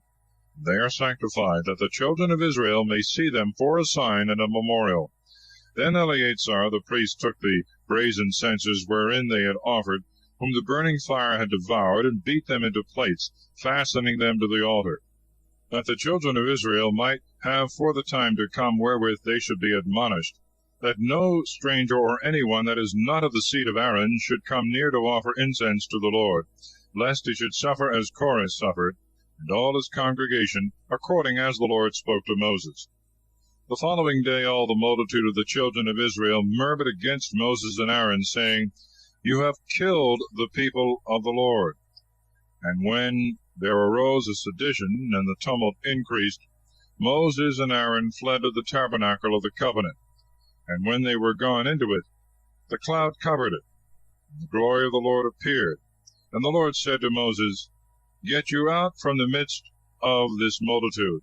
This moment will I destroy them. And as they were lying on the ground, Moses said to Aaron, Take the censer, and putting fire in it from the altar, put incense upon it, and go quickly to the people to pray for them, for already wrath is gone out from the Lord. and the plague rageth. When Aaron had done this, and had run to the midst of the multitude which the burning fire was now destroying, he offered the incense.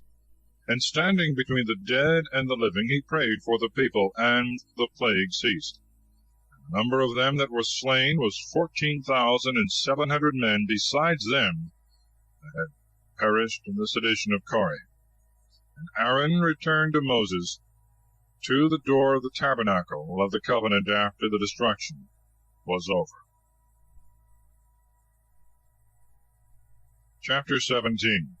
The priesthood is confirmed to Aaron by the miracle of the blooming of his rod, which is kept for a monument in the tabernacle. And the Lord spoke to Moses, saying, Speak to the children of Israel, and take of every one of them a rod by their kindreds, of all the princes of the tribes 12 rods, and write the name of every man upon his rod. And the name of Aaron shall be for the tribe of Levi, and 1 rod shall contain all their families. And thou shalt lay them up in the tabernacle of the covenant before the testimony where I will speak to thee. Whomsoever of these I shall choose, his rod shall blossom, and I will make to cease from me the murmurings of the children of Israel, wherewith they murmur against you. And Moses spoke to the children of Israel, and all the princes gave him rods, 1 for every tribe. And there were 12 rods besides the rod of Aaron. And when Moses had laid them up before the Lord in the tabernacle of the testimony, he returned on the following day, and found that the rod of Aaron for the house of Levi was budded, and that the buds swelling it had bloomed blossoms, which, spreading the leaves, were formed into almonds. Moses therefore brought out all the rods from before the Lord to all the children of Israel, and they saw, and every one received their rods. And the Lord said to Moses, Carry back the rod of Aaron into the tabernacle of the testimony, that it may be kept there for a token of the rebellious children of Israel, and that their complaints may cease from me, lest they die. And Moses did as the Lord had commanded. And the children of Israel said to Moses, Behold, we are consumed, we all perish. Whosoever approaches to the tabernacle of the Lord, he dieth. Are we all to a man to be utterly destroyed? Chapter 18. The charge of the priests and of the Levites, and their portion. And the Lord said to Aaron, Thou and thy sons and thy father's house with thee shall bear the iniquity of the sanctuary. Thou and thy sons with thee shall bear the sins of your priesthood. And take with thee thy brethren also the tribe of Levi, and the scepter of thy father, and let them be ready in hand, and minister to thee. But thou and thy sons shall minister in the tabernacle of the testimony. And the Levites shall watch to do thy commands, and about all the works of the tabernacle. Only they shall not come nigh the vessels of the sanctuary, nor the altar, lest both they die, and you also perish with them. But let them be with thee, and watch in the charge of the tabernacle, and in all the ceremonies thereof. A stranger shall not join himself with you. Watch ye in the charge of the sanctuary, and in the ministry of the altar, lest indignation rise upon the children of Israel. I have given you your brethren the Levites from among the children of Israel, and have delivered them for a gift to the Lord, to serve in the ministries of the tabernacle. Thou and thy sons look ye to the priesthood and all things that pertain to the service of the altar, and that are within the veil shall be executed by the priests. If any stranger shall approach, he shall be slain. And the Lord said to Aaron, Behold, I have given thee the charge of my firstfruits, all things that are sanctified by the children of Israel. I have delivered to thee and to thy sons for the priestly office, my everlasting ordinances. These, therefore, shalt thou take of the things that are sanctified and are offered to the Lord. Every offering and sacrifice, and whatsoever is rendered to me for sin and for trespass, and becometh holy of holies, shall be for thee and thy sons. Thou shalt eat it in the sanctuary. Males only shall eat thereof, because it is a consecrated thing to thee. But the firstfruits which the children of Israel shall vow and offer, I have given to thee, and to thy sons and to thy daughters by a perpetual law. He that is clean in thy house shall eat them. All the best of the oil, and of the wine, and of the corn, whatsoever firstfruits they offer to the Lord, I have given them to thee. All the first ripe of the fruits that the ground bringeth forth, and which are brought to the Lord, shall be for thy use. He that is clean in thy house shall eat them. Everything that the children of Israel shall give by vow shall be thine. Whatsoever is firstborn of all flesh, which they offer to the Lord, whether it be of men or of beasts, shall belong to thee. Only for the firstborn of man thou shalt take a price, and every beast that is unclean thou shalt cause to be redeemed. And the redemption of it shall be after 1 month for 5 sickles of silver, by the weight of the sanctuary. A sickle hath 20 obols. But the firstling of a cow, and of a sheep, and of a goat thou shalt not cause to be redeemed, because they are sanctified to the Lord. Their blood only thou shalt pour upon the altar, and their fat thou shalt burn for a most sweet odor to the Lord. But the flesh shall fall to thy use as the consecrated breast, and the right shoulder shall be thine. All the firstfruits of the sanctuary which the children of Israel offer to the Lord, I have given to thee and to thy sons and daughters by a perpetual ordinance. It is a covenant of salt for ever before the Lord, to thee and to thy sons. And the Lord said to Aaron, You shall possess nothing in their land, neither shall you have a portion among them. I am thy portion and inheritance in the midst of the children of Israel. And I have given to the sons of Levi all the tithes of Israel for a possession, for the ministry wherewith they serve me in the tabernacle of thy covenant. That the children of Israel may not approach any more to the tabernacle, nor commit deadly sin. But only the sons of Levi may serve me in the tabernacle, and bear the sins of the people. It shall be an everlasting ordinance in your generations. They shall not possess any other thing, but be content with the oblation or tithes which I have separated for their uses and necessities. And the Lord spoke to Moses, saying, Command the Levites, and declare unto them, When you shall receive of the children of Israel the tithes which I have given you, offer the firstfruits of them to the Lord, that is to say, the 10th part of the 10th, that it may be reckoned to you as an oblation of firstfruits, as well as of the barn floors, as of the winepresses. And of all the things of which you receive tithes, offer the firstfruits to the Lord, and give them to Aaron the priest. All the things that you shall offer of the tithes, and shall separate for the gifts of the Lord, shall be the best and choicest things. And thou shalt say to them, If you offer all the goodly and the better things of the tithes, it shall be reckoned to you, as if you had given the firstfruits of the barn floor and the winepress. And you shall eat them in all your places, both you and your families, because it is your reward for the ministry wherewith you serve in the tabernacle of the testimony. And you shall not sin in this point, by reserving the choicest and fat things to yourselves, lest you profane the oblations of the children of Israel, and die. Chapter 19. The law of the sacrifice of the red cow, and the water of expiation. And the Lord spoke to Moses and Aaron, saying, This is the observance of the victim which the Lord hath ordained. Command the children of Israel that they bring unto thee a red cow of full age, in which there is no blemish, and which hath not carried the yoke. And you shall deliver her to Eleazar the priest, who shall bring her forth without the camp, and shall immolate her in the sight of all. And dipping his finger in her blood, shall sprinkle it over against the door of the tabernacle 7 times, and shall burn her in the sight of all, delivering up to the fire her skin, and her flesh, and her blood, and her dung. The priest shall also take cedar wood, and hyssop, and scarlet twice dyed, and cast it into the flame with which the cow is consumed. And then after washing his garments and body, he shall enter into the camp, and shall be unclean until the evening. He also that hath burned her shall wash his garments and his body, and shall be unclean until the evening.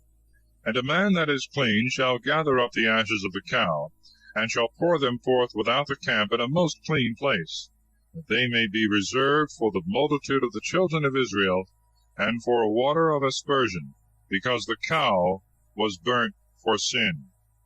And when he that carried the ashes of the cow hath washed his garments, he shall be unclean until the evening. The children of Israel and the strangers that dwell among them shall observe this for a holy thing by a perpetual ordinance. He that toucheth the corpse of a man, and is therefore unclean 7 days, shall be sprinkled with this water on the 3rd day, and on the 7th, and so shall be cleansed. If he were not sprinkled on the 3rd day, he cannot be cleansed on the 7th. Every one that toucheth the corpse of a man, and is not sprinkled with this mixture, shall profane the tabernacle of the Lord, and shall perish out of Israel. Because he was not sprinkled with the water of expiation, he shall be unclean, and his uncleanness shall remain upon him. This is the law of a man that dieth in a tent. All that go into his tent, and all the vessels that are there, shall be unclean 7 days. Vessel that hath no cover, nor binding over it, shall be unclean. If any man in the field touch the corpse of a man that was slain, or that died of himself, or his bone, or his grave, he shall be unclean 7 days. And they shall take of the ashes of the burning and of the sin offering, and shall pour living waters upon them into a vessel. And a man that is clean shall dip hyssop in them, and shall sprinkle therewith all the tent, and all the furniture, and the men that are defiled with touching any such thing.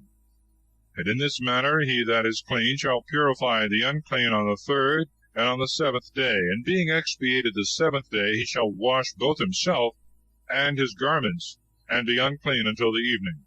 If any man be not expiated after this rite, his soul shall perish out of the midst of the church, because he hath profaned the sanctuary of the Lord, and was not sprinkled with the water of purification. This precept shall be an ordinance forever. He also that sprinkled the water shall wash his garments. Every one that shall touch the waters of expiation shall be unclean until the evening. Whatsoever a person toucheth who is unclean, he shall make it unclean. And the person that toucheth any of these things shall be unclean until the evening. Chapter 20. The death of Mary, the sister of Moses. The people murmur for want of water. God giveth it them from the rock. The death of Aaron. And the children of Israel and all the multitude came into the desert of Sin in the 1st month. And the people abode in Cades, and Mary died there, and was buried in the same place. And the people, wanting water, came together against Moses and Aaron. And making a sedition, they said, Would God we had perished among our brethren before the Lord! Why have you brought out the church of the Lord into the wilderness, that both we and our cattle should die? Why have you made us come up out of Egypt, and have brought us into this wretched place, which cannot be sowed, nor bringeth forth figs, nor vines, nor pomegranates, neither is there any water to drink? And Moses and Aaron, leaving the multitude, went into the tabernacle of the covenant, and fell flat upon the ground, and cried to the Lord, and said, O Lord God, hear the cry of this people, and open to them thy treasure, a fountain of living water, that being satisfied they may cease to murmur. And the glory of the Lord appeared over them. And the Lord spoke to Moses, saying, Take the rod, and assemble the people together, thou and Aaron thy brother, and speak to the rock before them, and it shall yield waters. And when thou hast brought forth water out of the rock, all the multitude and their cattle shall drink. Moses therefore took the rod which was before the Lord, as he had commanded him, and having gathered together the multitude before the rock, he said to him, Hear, ye rebellious and incredulous, can we bring you forth water out of this rock? And when Moses had lifted up his hand and struck the rock twice with the rod, there came forth water in great abundance, so that the people and their cattle drank. And the Lord said to Moses and Aaron, Because you have not believed me to sanctify me before the children of Israel, you shall not bring these people into the land which I will give them. This is the water of contradiction, where the children of Israel strove with words against the Lord, and he was sanctified in them. In the meantime Moses sent messengers from Cades to the king of Edom, to say, Thus saith thy brother Israel, Thou knowest all the labor that hath come upon us, in what manner our fathers went down into Egypt, and there we dwelt a long time. The Egyptians afflicted us and our fathers. And how we cried to the Lord, and he heard us, and sent an angel, who hath brought us out of Egypt. Lo, we are now in the city of Cades, which is in the uttermost of thy borders. We beseech thee that we may have leave to pass through thy country. We will not go through the fields, nor through the vineyards. We will not drink the waters of thy wells, but we will go by the common highway, neither turning aside to the right hand, nor to the left, till we are past thy borders. And Edom answered them, Thou shalt not pass by me. If thou dost, I will come out armed against thee. And the children of Israel said, We will go by the beaten way, and if we and our cattle drink of thy waters, we will give thee what is just. There shall be no difficulty in the price, only let us pass speedily. But he answered, Thou shalt not pass. And immediately he came forth to meet them with an infinite multitude and a strong hand. Neither would he condescend to their desire to grant them passage through his borders. Wherefore Israel turned another way from him. And when they had removed the camp from Kadesh, they came to Mount Hor, which is in the borders of the land of Edom, where the Lord spoke to Moses. Let Aaron, saith he, go to his people, for he shall not go into the land which I have given the children of Israel, because he was incredulous to my words at the waters of contradiction. Take Aaron and his son with him, and bring them up into Mount Hor. And when thou hast stripped the father of his vesture, thou shalt vest therewith Eleazar his son. Aaron shall be gathered to his people, and die there. Moses did as the Lord had commanded, and they went up into Mount Hor before all the multitude. When he had stripped Aaron of his vestments, he vested Eleazar his son with them. And Aaron being dead on the top of the mountain, he came down with Eleazar. And all the multitude, seeing that Aaron was dead, mourned for him 30 days throughout all their families. Chapter 21. King Arad is overcome. The people murmur and are punished with fiery serpents. They are healed by the brazen serpent. They conquer the kings of Sihon and Og. And when King Arad the Canaanite, who dwelt towards the south, had heard this, to wit, that Israel was come by the way of the spies, he fought against them, and overcoming them carried off their spoils. But Israel, binding himself by vow to the Lord, said, If thou wilt deliver this people into my hand, I will utterly destroy their cities. And the Lord heard the prayers of Israel, and delivered up the Canaanite. And they cut them off and destroyed their cities. And they called the name of that place Hormah, that is to say, Anathema. And they marched from Mount Hor by the way that leadeth to the Red Sea, to compass the land of Edom. And the people began to be weary of their journey and labor. And speaking against God and Moses, they said, Why didst thou bring us out of Egypt to die in the wilderness? There is no bread, nor have we any waters. Our soul now loatheth this very light food. Wherefore the Lord sent among the people fiery serpents, which bit them and killed many of them. Upon which they came to Moses and said, We have sinned, because we have spoken against the Lord and thee. Pray that he may take away these serpents from us. And Moses prayed for the people. And the Lord said to him, Make a brazen serpent, and set it up for a sign. Whosoever, being struck, shall look on it, shall live. Moses therefore made a brazen serpent, and set it up for a sign, which, when they that were bitten looked upon, they were healed. And the children of Israel, setting forwards, camped in Oboth. Departing thence, they pitched their tents in Jiberon, in the wilderness that faceth Moab toward the east. And removing from thence, they came to the torrent Zered, which they left and encamped over against Arnon, which is in the desert, and standeth out on the borders of the Amorite. And Arnon is the border of Moab, dividing the Moabites and the Amorites.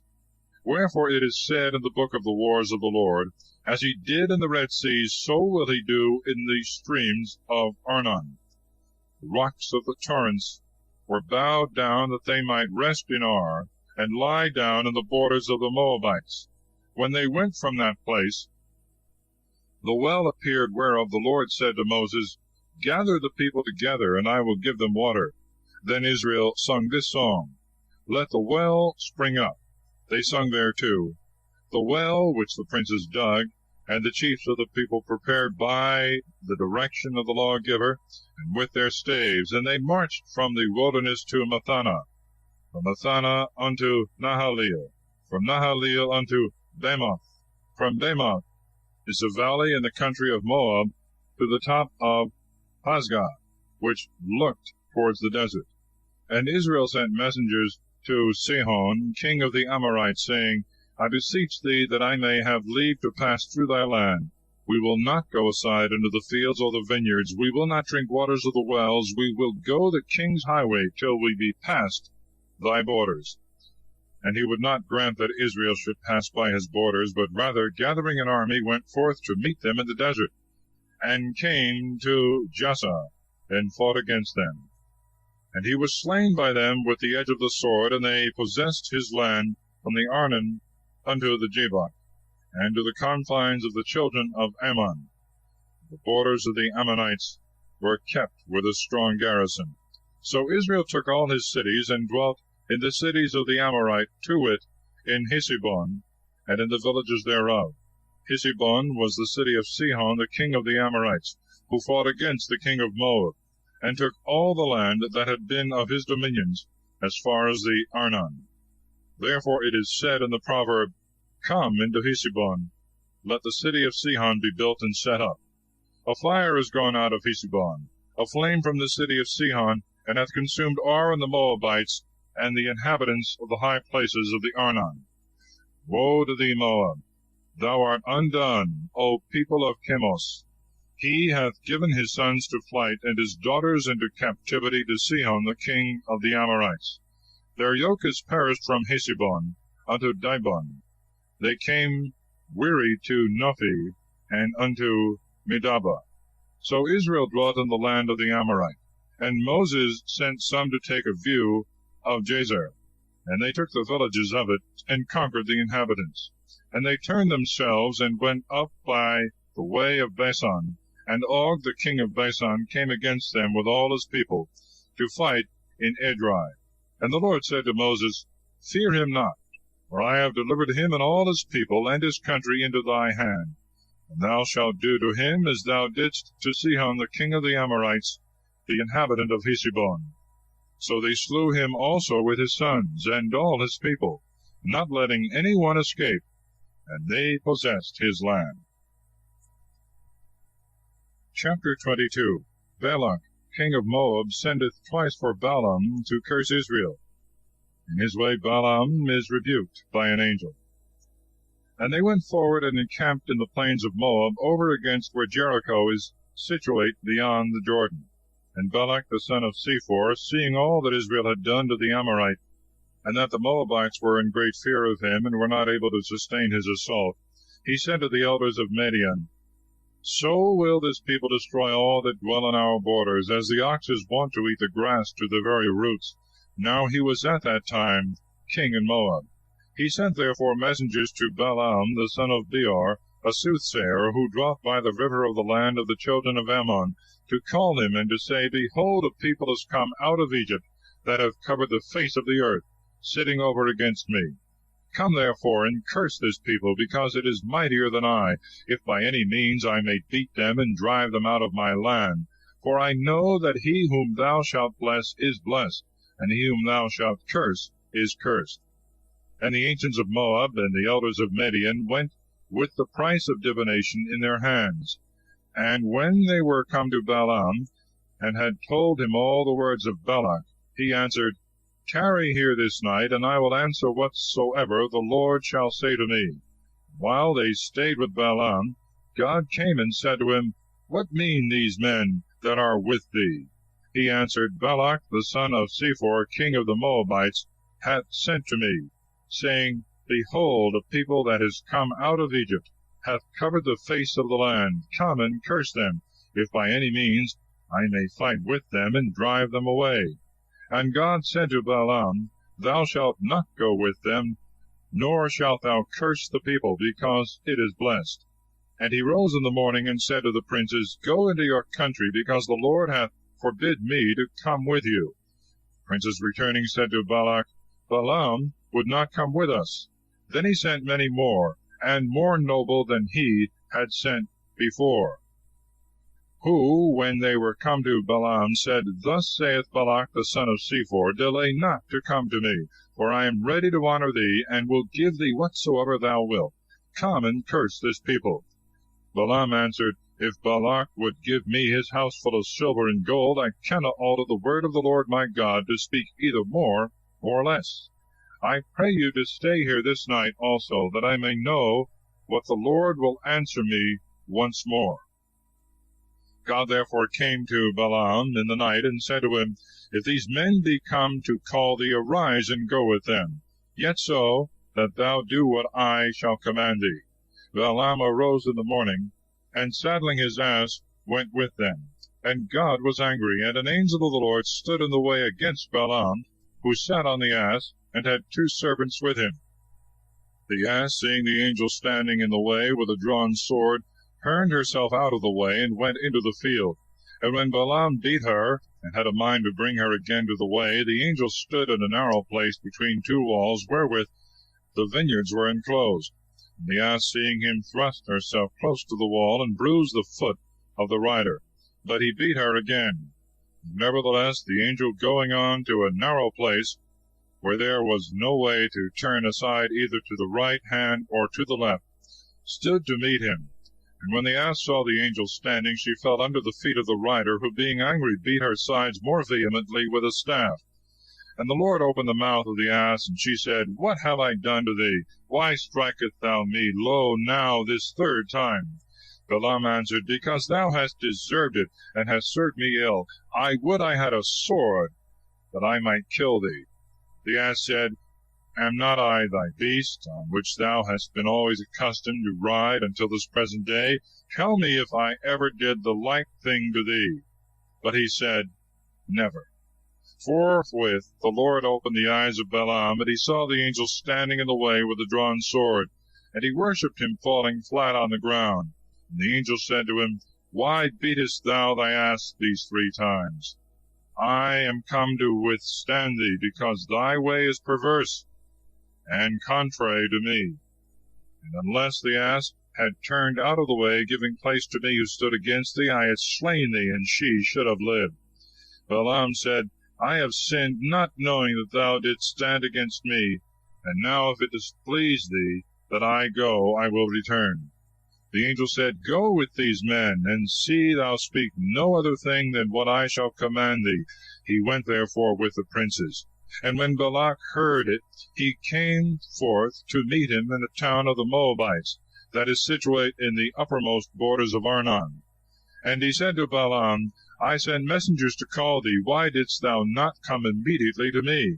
Was it because I am not able to reward thy coming? He answered him, Lo, here I am. Shall I have power to speak any other thing but that which God shall put in thy mouth?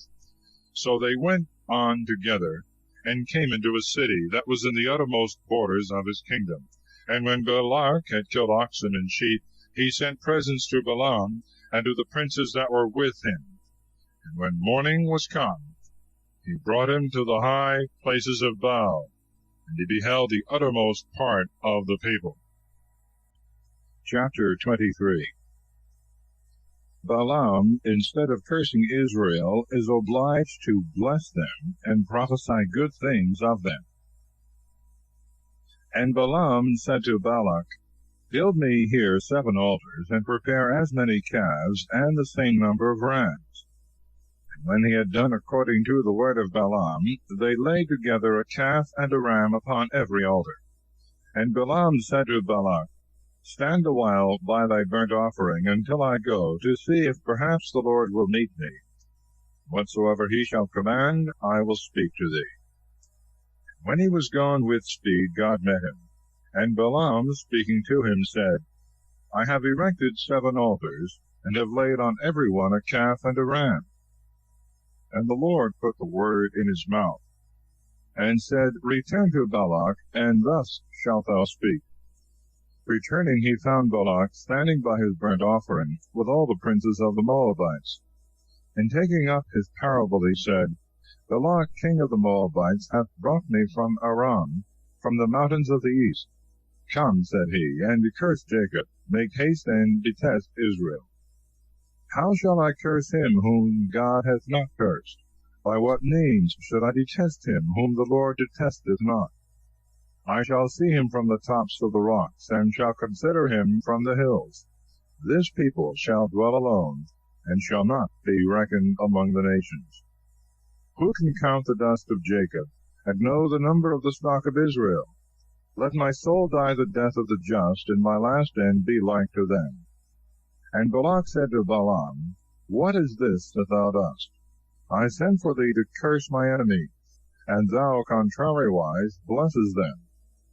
He answered him, Can I speak anything else but what the Lord commandeth? Balak therefore said, Come with me to another place, from whence thou mayest see part of Israel, and canst not see them all.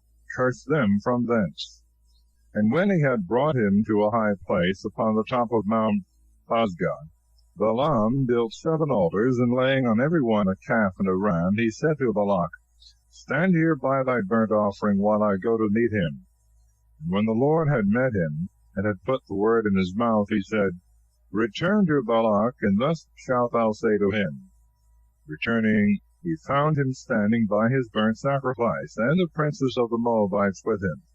And Balak said to him, What hath the Lord spoken? But he, taking up his parable, said, Stand, O Balak, and give ear. Hear, thou son of Sephor. God is not a man that he should lie, nor as the Son of Man that he should be changed. Hath he said then, and will he not do? Hath he spoken, and will he not fulfill? I was brought to bless. Blessing I am not able to hinder. There is no idol in Jacob, neither is there an image God to be seen in Israel. The Lord his God is with him, and the sound of the victory of the king in him. God hath brought him out of Egypt, whose strength is like to the rhinoceros. There is no soothsaying in Jacob, nor divination in Israel. In their times it shall be told to Jacob and to Israel what God hath wrought. Behold, the people shall rise up as a lioness, and shall lift itself up as a lion. It shall not lie down till it devour the prey, and drink the blood of the slain. And Balak said to Balaam, Neither curse nor bless him. And he said, Did I not tell thee that whatsoever God should command me, that I would do? And Balak said to him, Come, and I will bring thee to another place, if peradventure it please God that thou mayest curse them from thence. And when he had brought him upon the top of Mount Fogor, which looketh towards the wilderness, Balaam said to him, Build me here 7 altars, and prepare as many calves, and the same number of rams. Balak did as Balaam had said, and he laid on every altar a calf and a ram. Chapter 24. Balaam still continues to prophesy good things in favor of Israel. And when Balaam saw that it pleased the Lord that he should bless Israel, he went not as he had gone before to seek divination, but setting his face towards the desert. Lifting up his eyes, he saw Israel abiding in their tents by their tribes, and the Spirit of God rushing upon him. He took up his parable and said, Balaam the son of Beor hath said, Man hath said, whose eye is stopped up. The hearer of the words of God hath said, He that hath beheld the vision of the Almighty, he that falleth, and so his eyes are opened. How beautiful are thy tabernacles, O Jacob, and thy tents, O Israel! As woody valleys, as watered gardens near the rivers, as tabernacles, which the Lord hath pitched, as cedars by the waterside.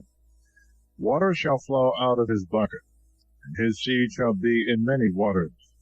For Agag his king shall be removed, and his kingdom shall be taken away. God hath brought him out of Egypt, whose strength is like to the rhinoceros. They shall devour the nations that are his enemies, and break their bones, and pierce them with arrows. Lying down he hath slept as a lion, and as a lioness, whom none shall dare to rouse. He that blesseth thee shall also himself be blessed. He that curseth thee shall be reckoned accursed. And Balak, being angry against Balaam, clapped his hands together and said, I called thee to curse my enemies, and thou, on the contrary, hast blessed them 3 times. Return to thy place. I had determined indeed greatly to honor thee. The Lord hath deprived thee of the honor designed for thee. Balaam made answer to Balak, Did I not say to thy messengers, whom thou sentest to me, if Balak would give me his house full of silver and gold, I cannot go beyond the word of the Lord my God, to utter anything of my own head, either good or evil. But whatsoever the Lord shall say, that I will speak. But yet going to my people, I will give thee counsel, what this people shall do to thy people in the latter days. Therefore, taking up his parable, again he said, Balaam the son of Beor hath said, Man whose eye is stopped up hath said, The hearer of the words of God hath said, Who knoweth the doctrine of the highest, and seeth the visions of the Almighty, who falling hath his eyes opened. I shall see him, but not now. I shall behold him, but not near. A star shall rise out of Jacob, and a scepter shall spring up from Israel, and shall strike the chiefs of Moab, and shall waste all the children of Seth.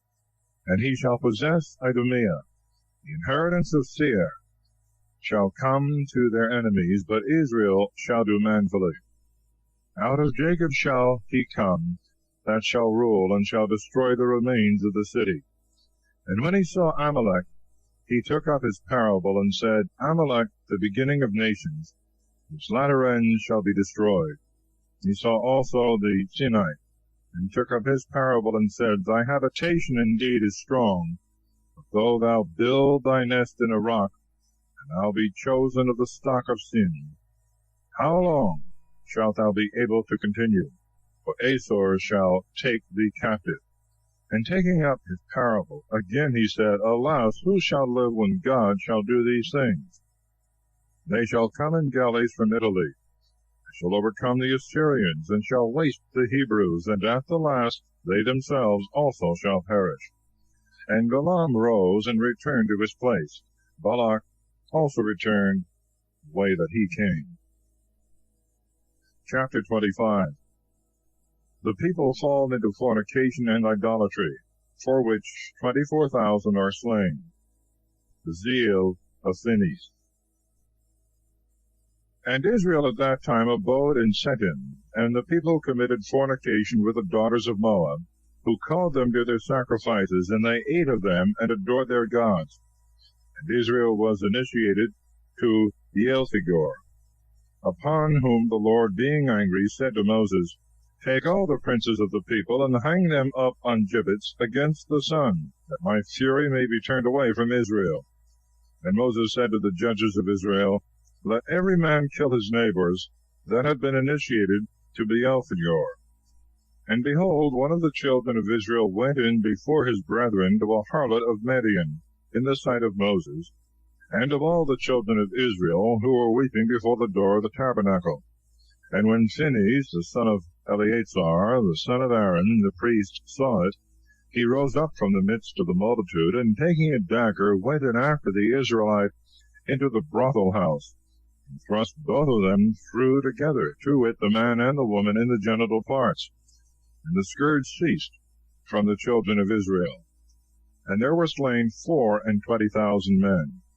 And the Lord said to Moses, Phinehas, the son of Eleazar, the son of Aaron the priest, hath turned away my wrath from the children of Israel, because he was moved with my zeal against them, that I myself might not destroy the children of Israel in my zeal. Therefore say to him, Behold, I give him the peace of my covenant, and the covenant of the priesthood forever shall be both to him and his seed, because he hath been zealous for his God, and hath made atonement for the wickedness of the children of Israel.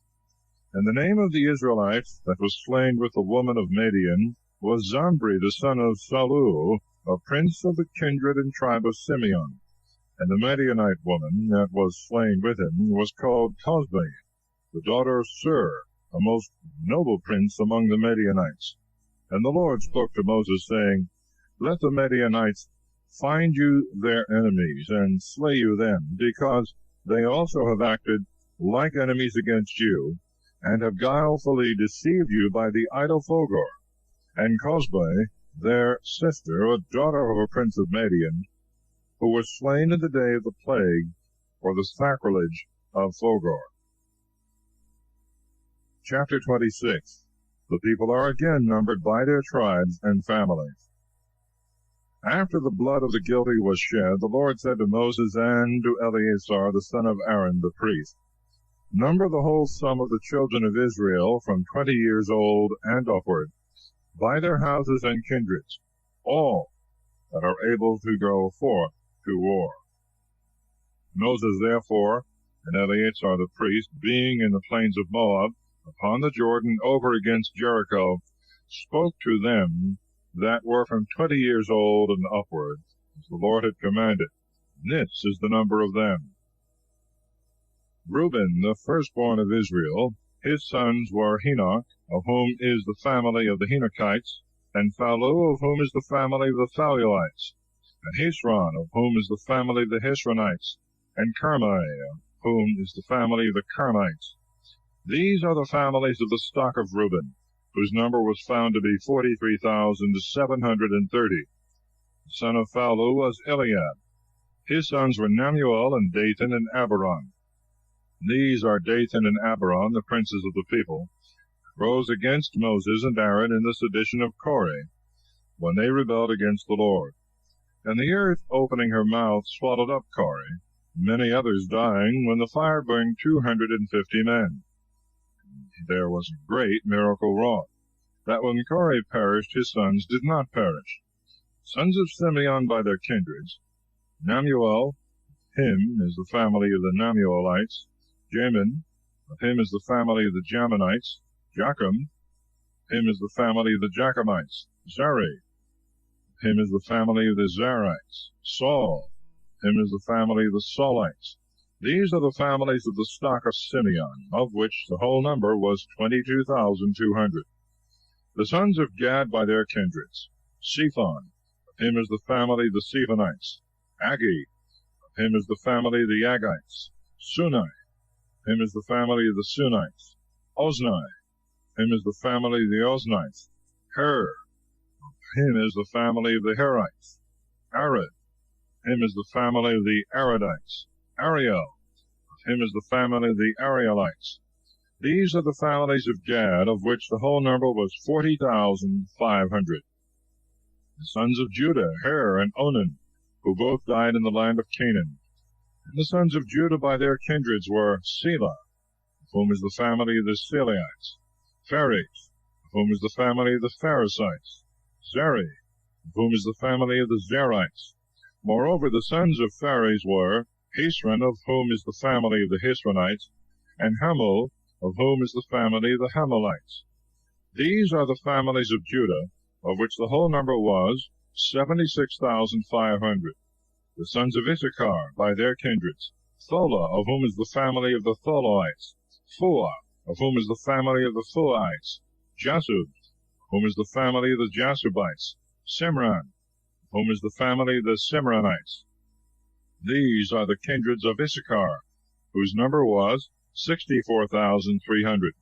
The sons of Zebulun by their kindreds, Sarid, of whom is the family of the Saradites. Elon, of whom is the family of the Elonites. Jalel, of whom is the family of the Jalelite. These are the kindreds of Zebulun, whose number was 60,500. The sons of Joseph by their kindred, Manasses and Ephraim. Of Manasses was born Mechir, of whom is the family of the Mechirites.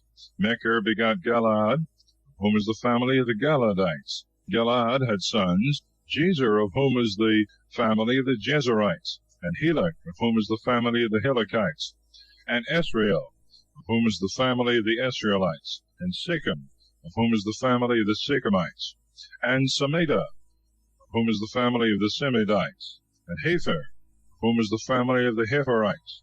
And Hepher was the father of Salphad, who had no sons, but only daughters, whose names are these, Mahlah, and Noah, and Heglah, and Milcah, and Tirzah. These are the families of Manasseh, and the number of them 52,700. And the sons of Ephraim by their kindreds were these: Suthala, of whom is the family of the Suthalalites; Becher, whom is the family of the Becherites; Thilim, whom is the family of the Thehenites. Now the son of Suthala was Heron, of whom is the family of the Heronites. These are the kindreds of the sons of Ephraim, whose number was 32,500. These are the sons of Joseph by their families. The sons of Benjamin and their kindreds: Bela, of whom is the family of the Belaites; Asbel, of whom is the family of the Asbelites; Aharim, of whom is the family of the Aharimites; Supham, of whom is the family of the Suphamites; Hupham, of whom is the family of the Huphamites. The sons of Bela: Herod and Noaman. Of Herod is the family of the Herodites; of Noaman the family of the Noamites. These are the sons of Benjamin by their kindreds, whose number was 45,600. The sons of Dan by their kindreds: Suham, of whom is the family of the Suhamites. These are the kindreds of Dan by their families. All were Suhamites, whose number was 64,400. The sons of Aser by their kindreds: Jemnah, of whom is the family of the Jemnites; Jesui, of whom is the family of the Jesuites; Brei, of whom is the family of the Breiites. The sons of Brei: Heber, of whom is the family of the Heberites; and Melchiel, of whom is the family of the Melchielites. And the name of the daughter of Aser was Sarah. These are the kindreds of the sons of Aser, and their number 53,400. The sons of Naphtali by their kindreds: Jesiel, of whom is the family of the Jesielites; Guni, of whom is the family of the Gunites; Jezer, of whom is the family of the Jezerites; Selem, of whom is the family of the Selemites. These are the kindreds of the sons of Naphtali by their families, whose number was 45,400. This is the sum of the children of Israel that were reckoned up, 601,730. And the Lord spoke to Moses, saying, To these shall the land be divided for their possessions according to the number of names. To the greater number thou shalt give a greater portion, and to the fewer a less. To every one as they have now been reckoned up shall a possession be delivered, yet so that by lot the land be divided to the tribe and families. Whatsoever shall fall by lot, that shall be taken by the more or the fewer. This also is the number of the sons of Levi by their families: Gerson, of whom is the family of the Gersonites; Kahath, of whom is the family of the Kahathites; Merari, of whom is the family of the Merarites. These are the families of Levi: family of Lobni, family of Hebroni, family of Maholi, family of Musai, family of Kore. Now Kahath begot Amram, who had to wife Jochebed, the daughter of Levi, who was born to him in Egypt. She bore to her husband Amram's sons, Aaron and Moses, and Mary their sister. Of Aaron were born Nadab and Abihu, and Eleazar and Ithamar, of whom Nadab and Abihu died, when they had offered the strange fire before the Lord. And all that were numbered were 23,000 males from 1 month old and upward. For they were not reckoned of among the children of Israel, neither was a possession given to them with the rest. This is the number of the children of Israel that were enrolled by Moses and Eleazar the priest in the plains of Moab upon the Jordan, over against Jericho, among whom there was not one of them that were numbered before by Moses and Aaron in the desert of Sinai. For the Lord had foretold they should die in the wilderness, and none remained of them but Caleb the son of Jephunneh, and Joshua the son of Nun. Chapter 27. The Law of Inheritance. Joshua is appointed to succeed Moses. Then came the daughters of Salphad, the son of Hepher, the son of Galad, the son of Machir, the son of Manasseh, who was the son of Joseph, and their names are Melah, and Noah, and Heglah, and Milcah, and Thirsa. And they stood before Moses and Eleazar the priest, and all the princes of the people at the door of the tabernacle of the covenant, and said, Our father died in the desert, and was not in the sedition that was raised against the Lord under Korah, but he died in his own sin, and he had no male children. Why is his name taken away out of his family, because he had no son? Give us a possession among the kinsmen of our father. And Moses referred their cause to the judgment of the Lord. And the Lord said to him, The daughters of Salphad demand a just thing. Give them a possession among their father's kindred, and let them succeed him in his inheritance. To the children of Israel thou shalt speak these things. When a man dieth without a son, his inheritance shall pass to his daughter. If he have no daughter, his brethren shall succeed him. And if he have no brethren, you shall give the inheritance to his father's brethren. But if he have no uncles by the father, the inheritance shall be given to them that are the next kin. And this shall be to the children of Israel sacred by a perpetual law, as the Lord hath commanded Moses. The Lord also said to Moses, Go up into this mountain Abarim, and view from thence the land which I will give to the children of Israel.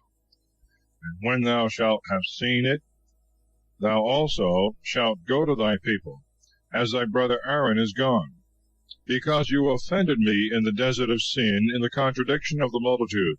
Neither would you sanctify me before them at the waters. These are the waters of contradiction in Kadesh of the desert of Sin. And Moses answered him, May the Lord, the God of the spirits of all flesh, provide a man that may be over this multitude, and may go out and in before them, and may lead them out, or bring them in, lest the people of the Lord be as sheep without a shepherd.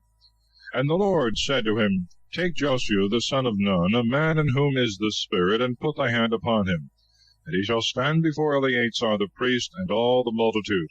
And thou shalt give him precepts in the sight of all, and part of thy glory, that all the congregation of the children of Israel may hear him. If anything be to be done, Eleazar the priest shall consult the Lord for him. He and all the children of Israel with him, and the rest of the multitude, shall go out and go in at his word. Moses did as the Lord had commanded. When he had taken Joshua, he set him before Eleazar the priest, and all the assembly of the people. And laying his hands on his head, he repeated all things that the Lord had commanded. Chapter 28. Sacrifices are appointed as well for every day as for Sabbaths and other festivals. The Lord also said to Moses, Command the children of Israel, and thou shalt say to them, Offer ye my oblation and my bread, and burn sacrifice of most sweet odor in their due seasons. These are the sacrifices which you shall offer: 2 lambs of a year old without blemish every day for the perpetual holocaust. One you shall offer in the morning, and the other in the evening. And the 10th part of an ephah of flour, which shall be tempered with the purest oil, of the measure of the 4th part of a hin. It is the continual holocaust which you offered in Mount Sinai for a most sweet odor of a sacrifice by fire to the Lord. And for a libation you shall offer of wine the 4th part of a hin for every lamb in the sanctuary of the Lord. And you shall offer the other lamb in like manner in the evening, according to all the rites of the morning sacrifice, and of the libations thereof, an oblation of most sweet odor to the Lord. And on the Sabbath day you shall offer 2 lambs of a year old without blemish, and 2 tenths of flour tempered with oil in sacrifice, and the libations, which regularly are poured out every Sabbath for the perpetual holocaust. And on the 1st day of the month you shall offer a holocaust to the Lord, 2 calves of the herd, 1 ram, and 7 lambs of a year old without blemish, and 3 tenths of flour tempered with oil in sacrifice for every calf, and 2 tenths of flour tempered with oil for every ram, and the 1/10 of a tenth of flour tempered with oil in sacrifice for every lamb. It is a holocaust of most sweet odor, and an offering by fire to the Lord. And these shall be the libations of wine that are to be poured out for every victim: 1/2 a hin for every calf, 1/3 for a ram, and 1/4 for a lamb. This shall be the holocaust for every month, as they succeed one another in the course of the year. And a buck goat also shall be offered to the Lord for a sin offering over and above the perpetual holocaust with its libations. And in the 1st month, on the 14th day of the month, shall be the phase of the Lord, and on the 15th day the solemn feast. 7 days shall they eat unleavened bread. And the first day of them shall be venerable and holy. You shall not do any servile work therein. And you shall offer a burnt sacrifice, a holocaust to the Lord, 2 calves of the herd, 1 ram, 7 lambs of a year old, without blemish.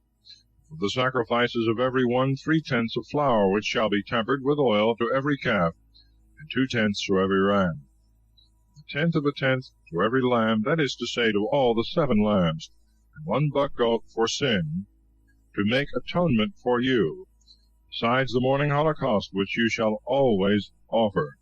The 7th day also shall be most 7 days for the food of the fire, and for a sweet odor to the Lord, which shall rise from the holocaust and from the libations of each. The 7th day also shall be most solemn and holy unto you. You shall do no servile work therein. The day also of first fruits, when after the weeks are accomplished, you shall offer new fruits to the Lord, shall be venerable and holy. You shall do no servile work therein.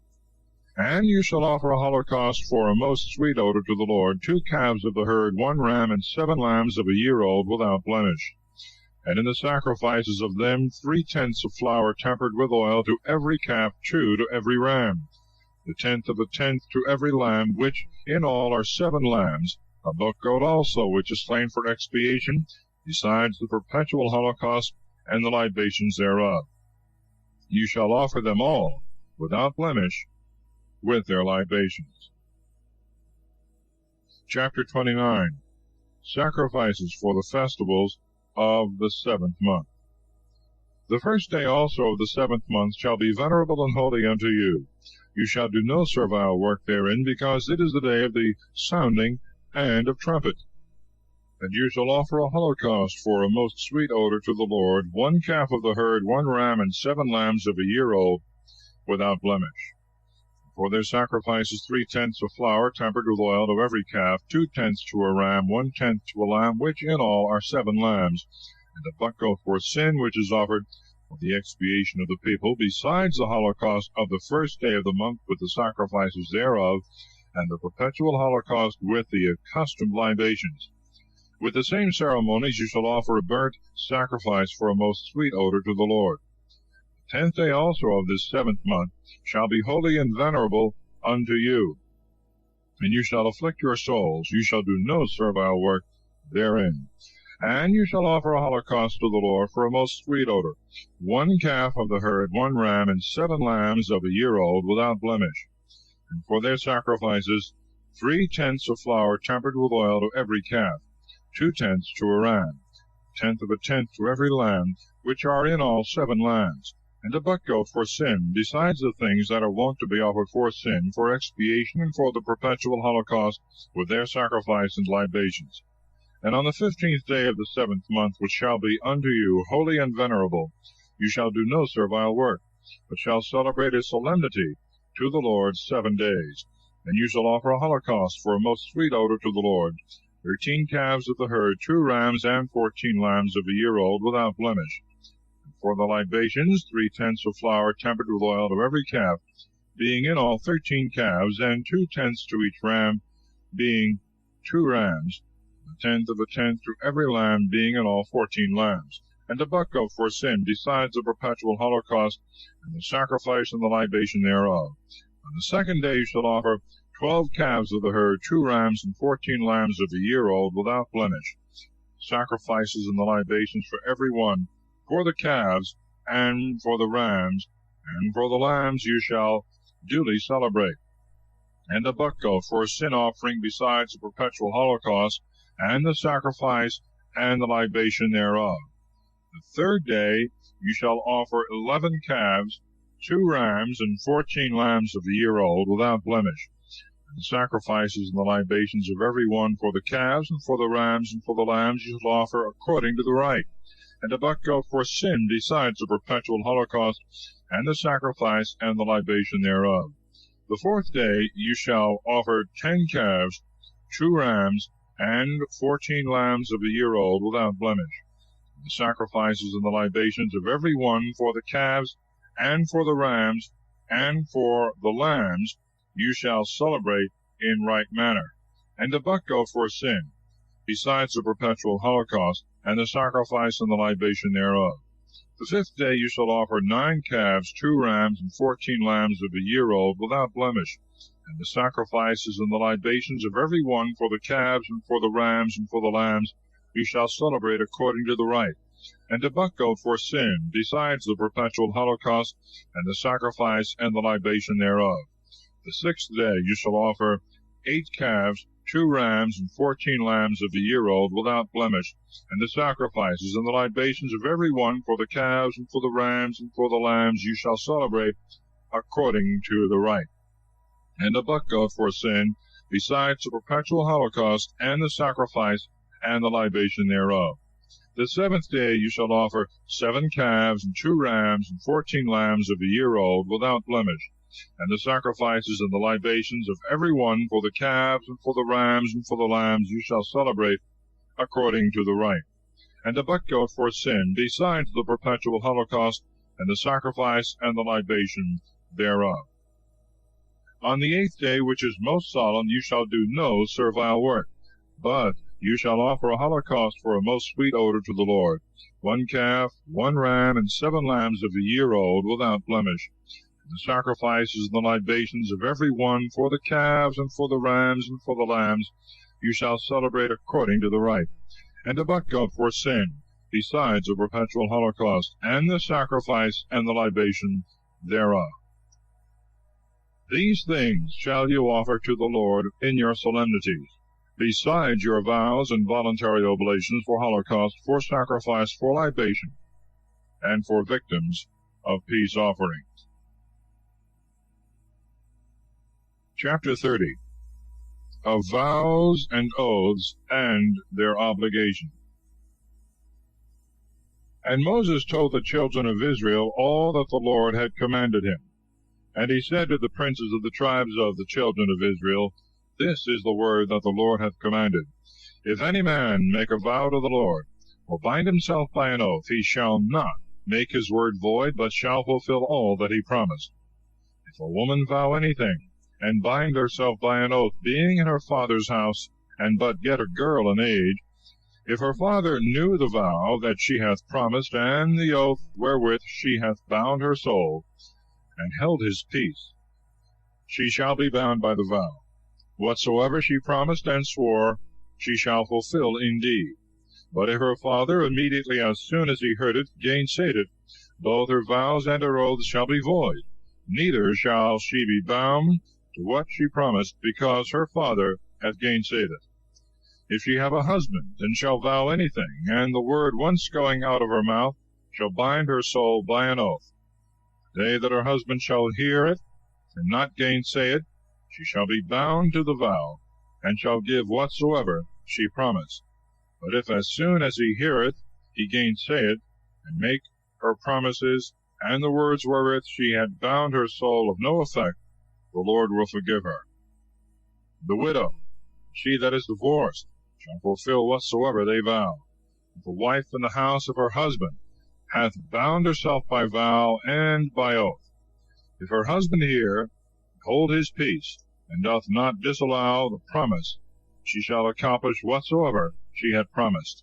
But if forthwith he gainsay it, she shall not be bound by the promise, because her husband gainsaid it, and the Lord will be merciful to her. If she vow and bind herself by oath, to afflict her soul by fasting or abstinence from other things, it shall depend on the will of her husband, whether she shall do it or not do it. But if the husband hearing it hold his peace, and defer the declaring his mind till another day, whatsoever she had vowed and promised, she shall fulfill, because immediately as he heard it, he held his peace. But if he gainsay it after that he knew it, he shall bear her iniquity. These are the laws which the Lord appointed to Moses between the husband and the wife, between the father and the daughter, that is as yet but a girl in age, or that abideth in her father's house. Chapter 31. The Midianites are slain, for having drawn the people of Israel into sin, the dividing of the booty. And the Lord spoke to Moses, saying, Revenge first the children of Israel on the Midianites, so thou shalt be gathered to thy people. And Moses forthwith said, Arm of you men to fight, who may take the revenge of the Lord on the Midianites. Let 1,000 men be chosen out of every tribe of Israel to be sent to the war. And they gave 1,000 of every tribe, that is to say, 12,000 men, well appointed for battle. And Moses sent them with Phinehas, the son of Eleazar the priest, and he delivered to him the holy vessels, and the trumpets to sound. And when they had fought against the Midianites, and had overcome them, they slew all the men. And their kings Evi, and Rechem, and Sur, and Hur, and Rebi, 5 princes of the nation. Balaam also, the son of Beor, they killed with the sword. And they took their women and their children captives, and all their cattle, and all their goods, and all their possessions they plundered, and all their cities and their villages and castles they burned. And they carried away the booty, and all that they had taken, both of men and of beasts. And they brought them to Moses and Eleazar the priest, and to all the multitude of the children of Israel. But the rest of the things for use they carried to the camp on the plains of Moab, besides the Jordan, over against Jericho. Moses and Eleazar the priest, and all the princes of the synagogue went forth to meet them without the camp. And Moses, being angry with the chief officers of the army, the tribunes, and the centurions that were come from the battle, said, Why have you saved the women? Are not these they that deceived the children of Israel by the counsel of Balaam, and made you transgress against the Lord by the sin of Phogor, for which also the people was punished? Therefore kill all that are of the male sex, even of the children, and put to death the women that have carnally known men. But the girls and all the women that are virgins, save for yourselves, and stay without the camp 7 days. He that hath killed a man, or touched one that is killed, shall be purified the 3rd day and the 7th day. And of all the spoil, every garment or vessel or anything made for use of the skins or hair of goats or of wood shall be purified.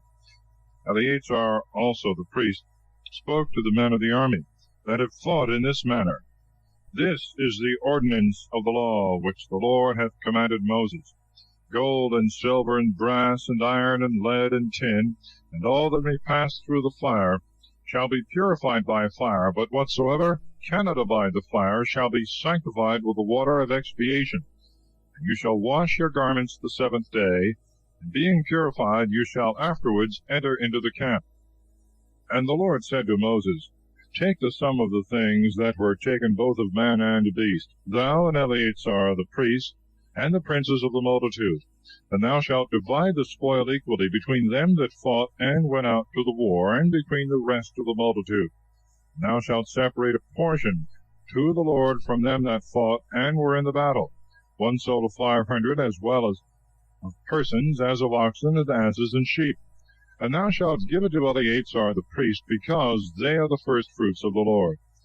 Out of the moiety also of the children of Israel thou shalt take the 50th head of persons, and of oxen and asses and sheep, and of all beasts, and thou shalt give them to the Levites that watch in the charge of the tabernacle of the Lord. And Moses and Eleazar did as the Lord had commanded. The spoil which the army had taken was 675,000 sheep, 72,000 oxen, 61,000 asses, and 32,000 persons of the female sex that had not known men. And 1/2 was given to them that had been in the battle, to it 337,500 sheep, out of which for the portion of the Lord were reckoned 675 sheep, and out of the 36,000 oxen, 72 oxen, out of the 30,500 asses, 61 asses. Out of the 16,000 persons there fell to the portion of the Lord 32 souls. And Moses delivered the number of the firstfruits of the Lord to Eleazar the priest, as had been commanded him, out of the half of the children of Israel which he had separated for them that had been in the battle. But out of the half that fell to the rest of the multitude, that is to say, out of the 337,500 sheep, and out of the 36,000 oxen, and out of the 30,500 asses, and out of the 16,000 persons, Moses took the 50th head, and gave it to the Levites that watched in the tabernacle of the Lord, as the Lord had commanded. And when the commanders of the army, and the tribunes and centurions were come to Moses, they said, We thy servants have reckoned up the number of the fighting men whom we had under our hand, and not so much as one was wanting. Therefore we offer as gifts to the Lord what gold every one of us could find in the booty, in garters and tablets, rings and bracelets, and chains, that thou mayest pray to the Lord for us. And Moses and Eleazar the priest received all the gold in divers kinds, in weight 16,750 shekels, from the tribunes and from the centurions, for that which every one had taken in the booty was his own. That which was received they brought into the tabernacle of the testimony for a memorial of the children of Israel before the Lord. Chapter 32. The tribes of Reuben and Gad and half of the tribe of Manasseh received their inheritance on the east side of Jordan, upon conditions approved of by Moses. And the sons of Reuben and Gad had many flocks of cattle, and their substance in beasts was infinite. And when they saw the lands of Jazer and Galaad fit for feeding cattle, they came to Moses and Eleazar the priest and the princes of the multitude, and said, Ataroth, and Dibon, and Jazer, and Nimron, Hesibon, Eliah, and Saban, and Nebo, and Beon, the land which the Lord hath conquered in the sight of the children of Israel, is a very fertile soil for the feeding of beasts, and we thy servants have very much cattle. And we pray thee, if we have found favor in thy sight, that thou give it to us thy servants in possession, and make us not pass over the Jordan. And Moses answered them, What? Shall your brethren go to fight, and will you sit here? Why do ye overturn the minds of the children of Israel, that they may not dare to pass into the place which the Lord hath given them? Was it not thus your fathers did, when I sent from Kadesh-barn to view the land? And when they were come as far as the valley of the cluster, having viewed all the country, they overturned the hearts of the children of Israel, that they should not enter into the coasts which the Lord gave them. And he swore in his anger, saying, If these men that came up out of Egypt, 20 years old and upward, shall see the land which I promised with an oath to Abraham, Isaac, and Jacob, because they would not follow me, except Caleb the son of Jephunneh, the Kenizzite, and Joshua the son of Nun, these have fulfilled my will. And the Lord, being angry against Israel, led them about through the desert 40 years, until the whole generation that hath done evil in his sight was consumed. And behold, said he, you are risen up instead of your fathers, the increase and offspring of sinful men, to augment the fury of the Lord against Israel. For if you will not follow him, he will leave the people in the wilderness, and you shall be the cause of the destruction of all. But they coming near said, We will make sheepfolds and stalls for our cattle, and strong cities for our children. And we ourselves will go armed and ready for battle before the children of Israel, until we bring them in unto their places. Our little ones and all we have shall be in walled cities, for fear of the ambushes of the inhabitants. We will not return into our houses until the children of Israel possess their inheritance, neither will we seek anything beyond the Jordan, because we have already our possession on the east side thereof. And Moses said to them, If you do what you promise, go on well appointed for war before the Lord, and let every fighting man pass over the Jordan until the Lord overthrow his enemies, and all the land be brought under him. Then shall you be blameless before the Lord and before Israel, and you shall obtain the countries that you desire before the Lord. But if you do not what you say, no man can doubt but you sin against God, and know ye that your sin shall overtake you. Build therefore cities for your children, and folds and stalls for your sheep and beasts, and accomplish what you have promised. The children of Gad and Reuben said to Moses, We are thy servants, we will do what my Lord commandeth. We will leave our children and our wives and sheep and cattle in the cities Galaad. We thy servants, all well appointed, will march on to the war, as thou, my lord, speakest. Moses therefore commanded Eleazar the priest, and Joshua the son of Nun, and the princes of the families of all the tribes of Israel, and said to them, If the children of Gad and the children of Reuben pass with you over the Jordan, all armed for war before the Lord, and the land be made subject to you, give them Galaad in possession. But if they will not pass armed with you into the land of Canaan, let them receive places to dwell in among you. And the children of Gad, the children of Reuben answered, As the Lord hath spoken to his servants, so will we do. We will go armed before the Lord into the land of Canaan, and we confess that we have already received our possession beyond the Jordan. Moses therefore gave to the children of Gad and of Reuben, and to the half-tribe of Manasseh, the son of Joseph, the kingdom of Sihon, king of the Amorites, the kingdom of Og, king of Bashan, and their land, and the cities thereof, and round about.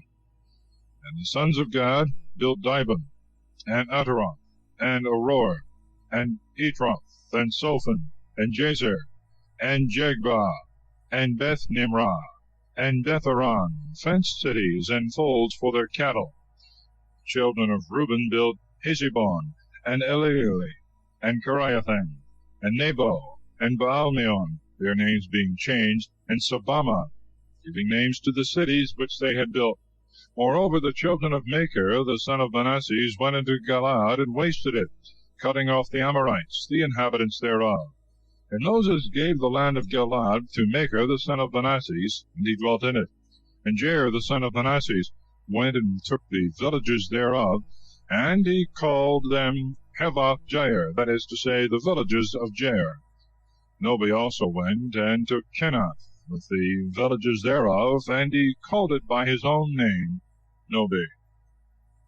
Chapter 33. The mansions or journeys of the children of Israel towards the land of promise. These are the mansions of the children of Israel who went out of Egypt by their troops under the conduct of Moses and Aaron, which Moses wrote down according to the places of their encamping, which they changed by the commandment of the Lord. Now the children of Israel departed from Ramesses the first month, on the 15th day of the first month, the day after the phase, with a mighty hand in the sight of all the Egyptians, who were burying their firstborn, whom the Lord had slain. Upon their gods also he had executed vengeance. And they camped in Succoth, and from Succoth they came into Etham, which is in the uttermost borders of the wilderness. Departing from thence, they came over against Pihahiroth, which looketh towards Beelzephon, and they camped before Magdalum.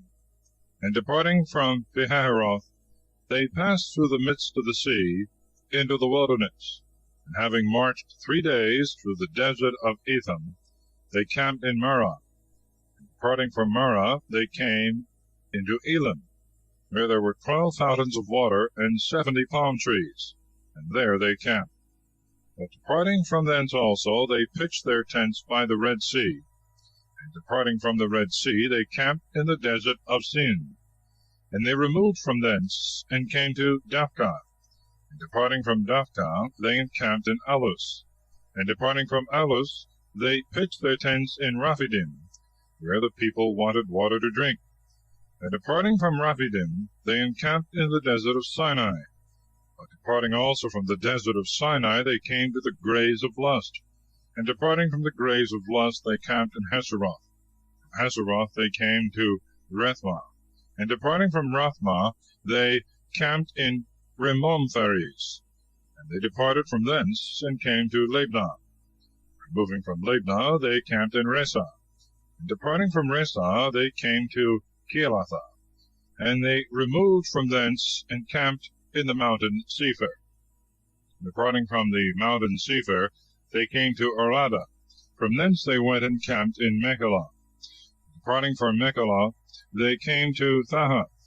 Removing from Thahath, they camped in Thari. And they departed from thence, and pitched their tents in Methkah.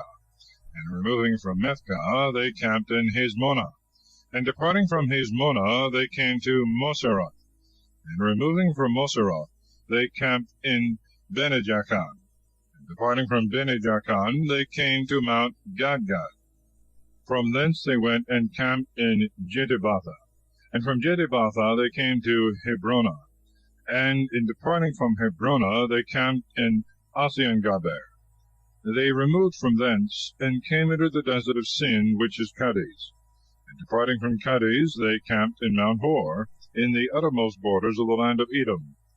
And Aaron the priest went up into Mount Hor at the commandment of the Lord.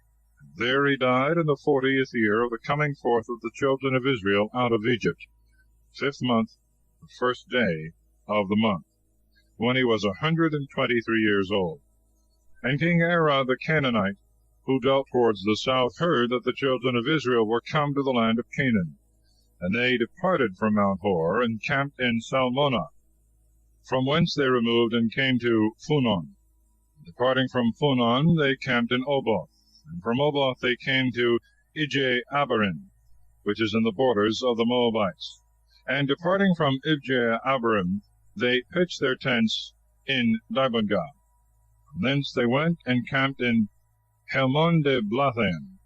Departing from Helmon-de-Blathaim, they came to the mountains of Abarim, over against Nebo. Departing from the mountains of Abarim, they passed to the plains of Moab, by the Jordan, over against Jericho. There they camped, from Bethsemoth even to Ablesatim, in the plains of the Moabites, where the Lord said to Moses, Command the children of Israel, and say to them, When you shall have passed over the Jordan, entering into the land of Canaan, destroy all the inhabitants of that land, beat down their pillars, and break in pieces their statues, and waste all their high places, cleansing the land and dwelling in it. For I have given it to you for a possession. And you shall divide it among you by lot. To the more you shall give a larger part, and to the fewer a lesser. To every one as the lot shall fall, so shall the inheritance be given. The possession shall be divided by the tribes and the families.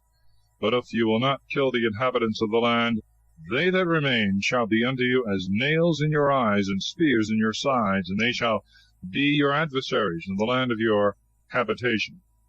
Whatsoever I had thought to do to them, I will do to you. Chapter 34. The limits of Canaan, with the names of the men that make the division of it.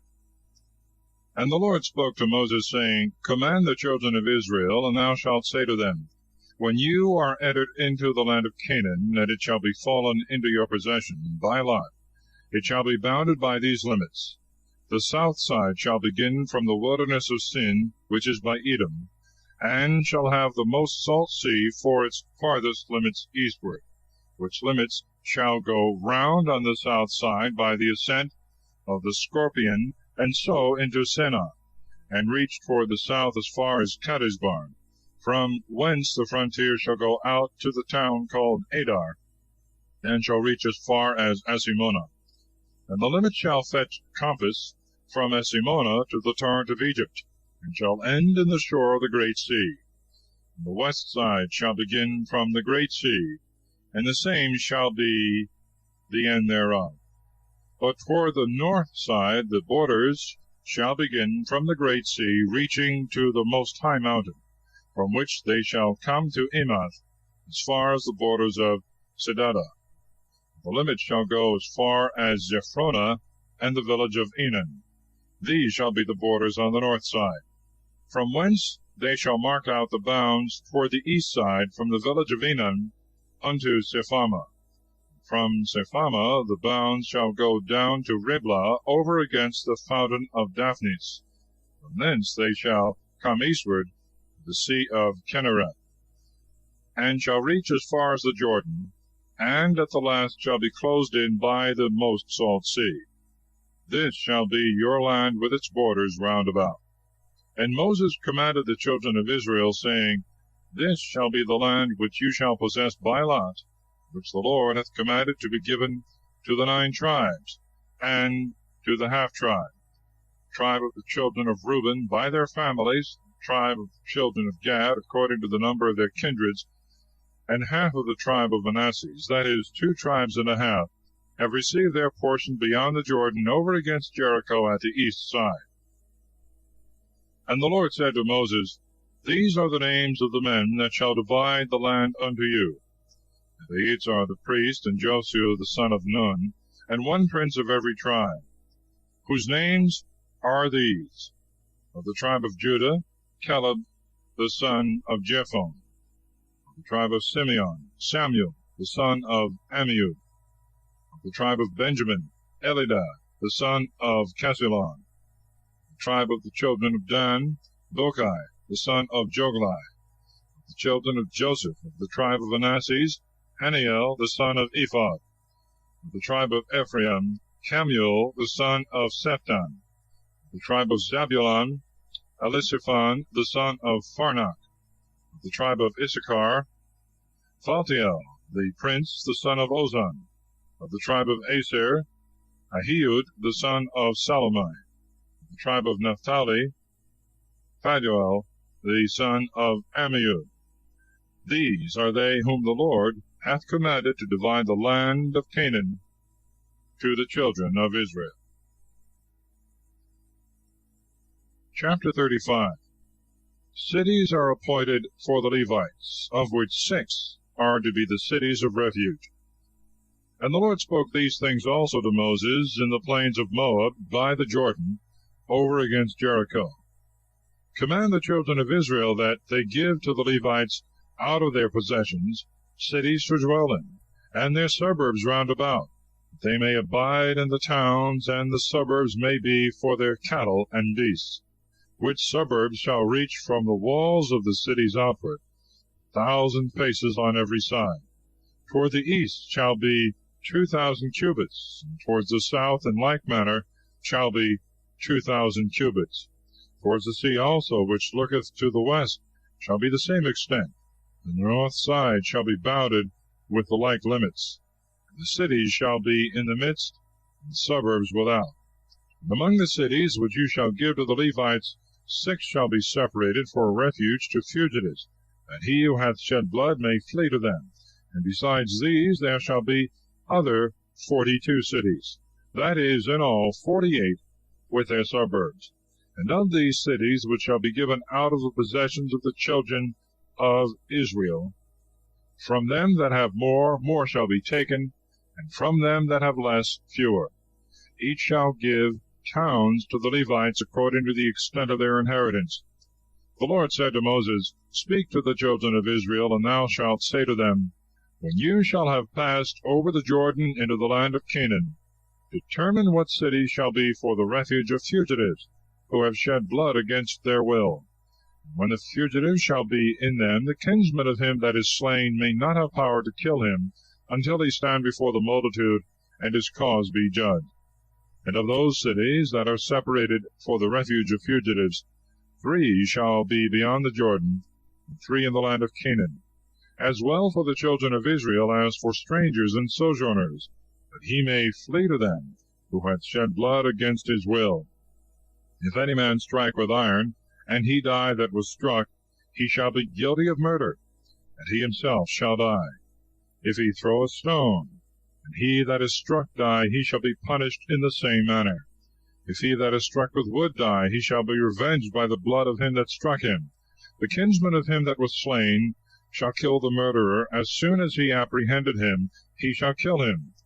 If through hatred any one push a man, or fling anything at him with ill design, or being his enemy strike him with his hand, and he die, the striker shall be guilty of murder. The kinsman of him that was slain, as soon as he findeth him, shall kill him.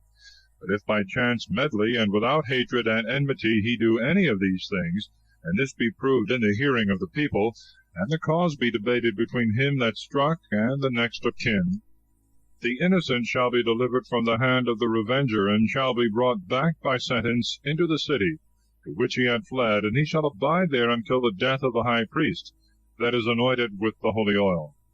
If the murderer be found without the limits of the city that are appointed for the banished, and be struck by him that is the avenger of blood, he shall not be guilty that killed him.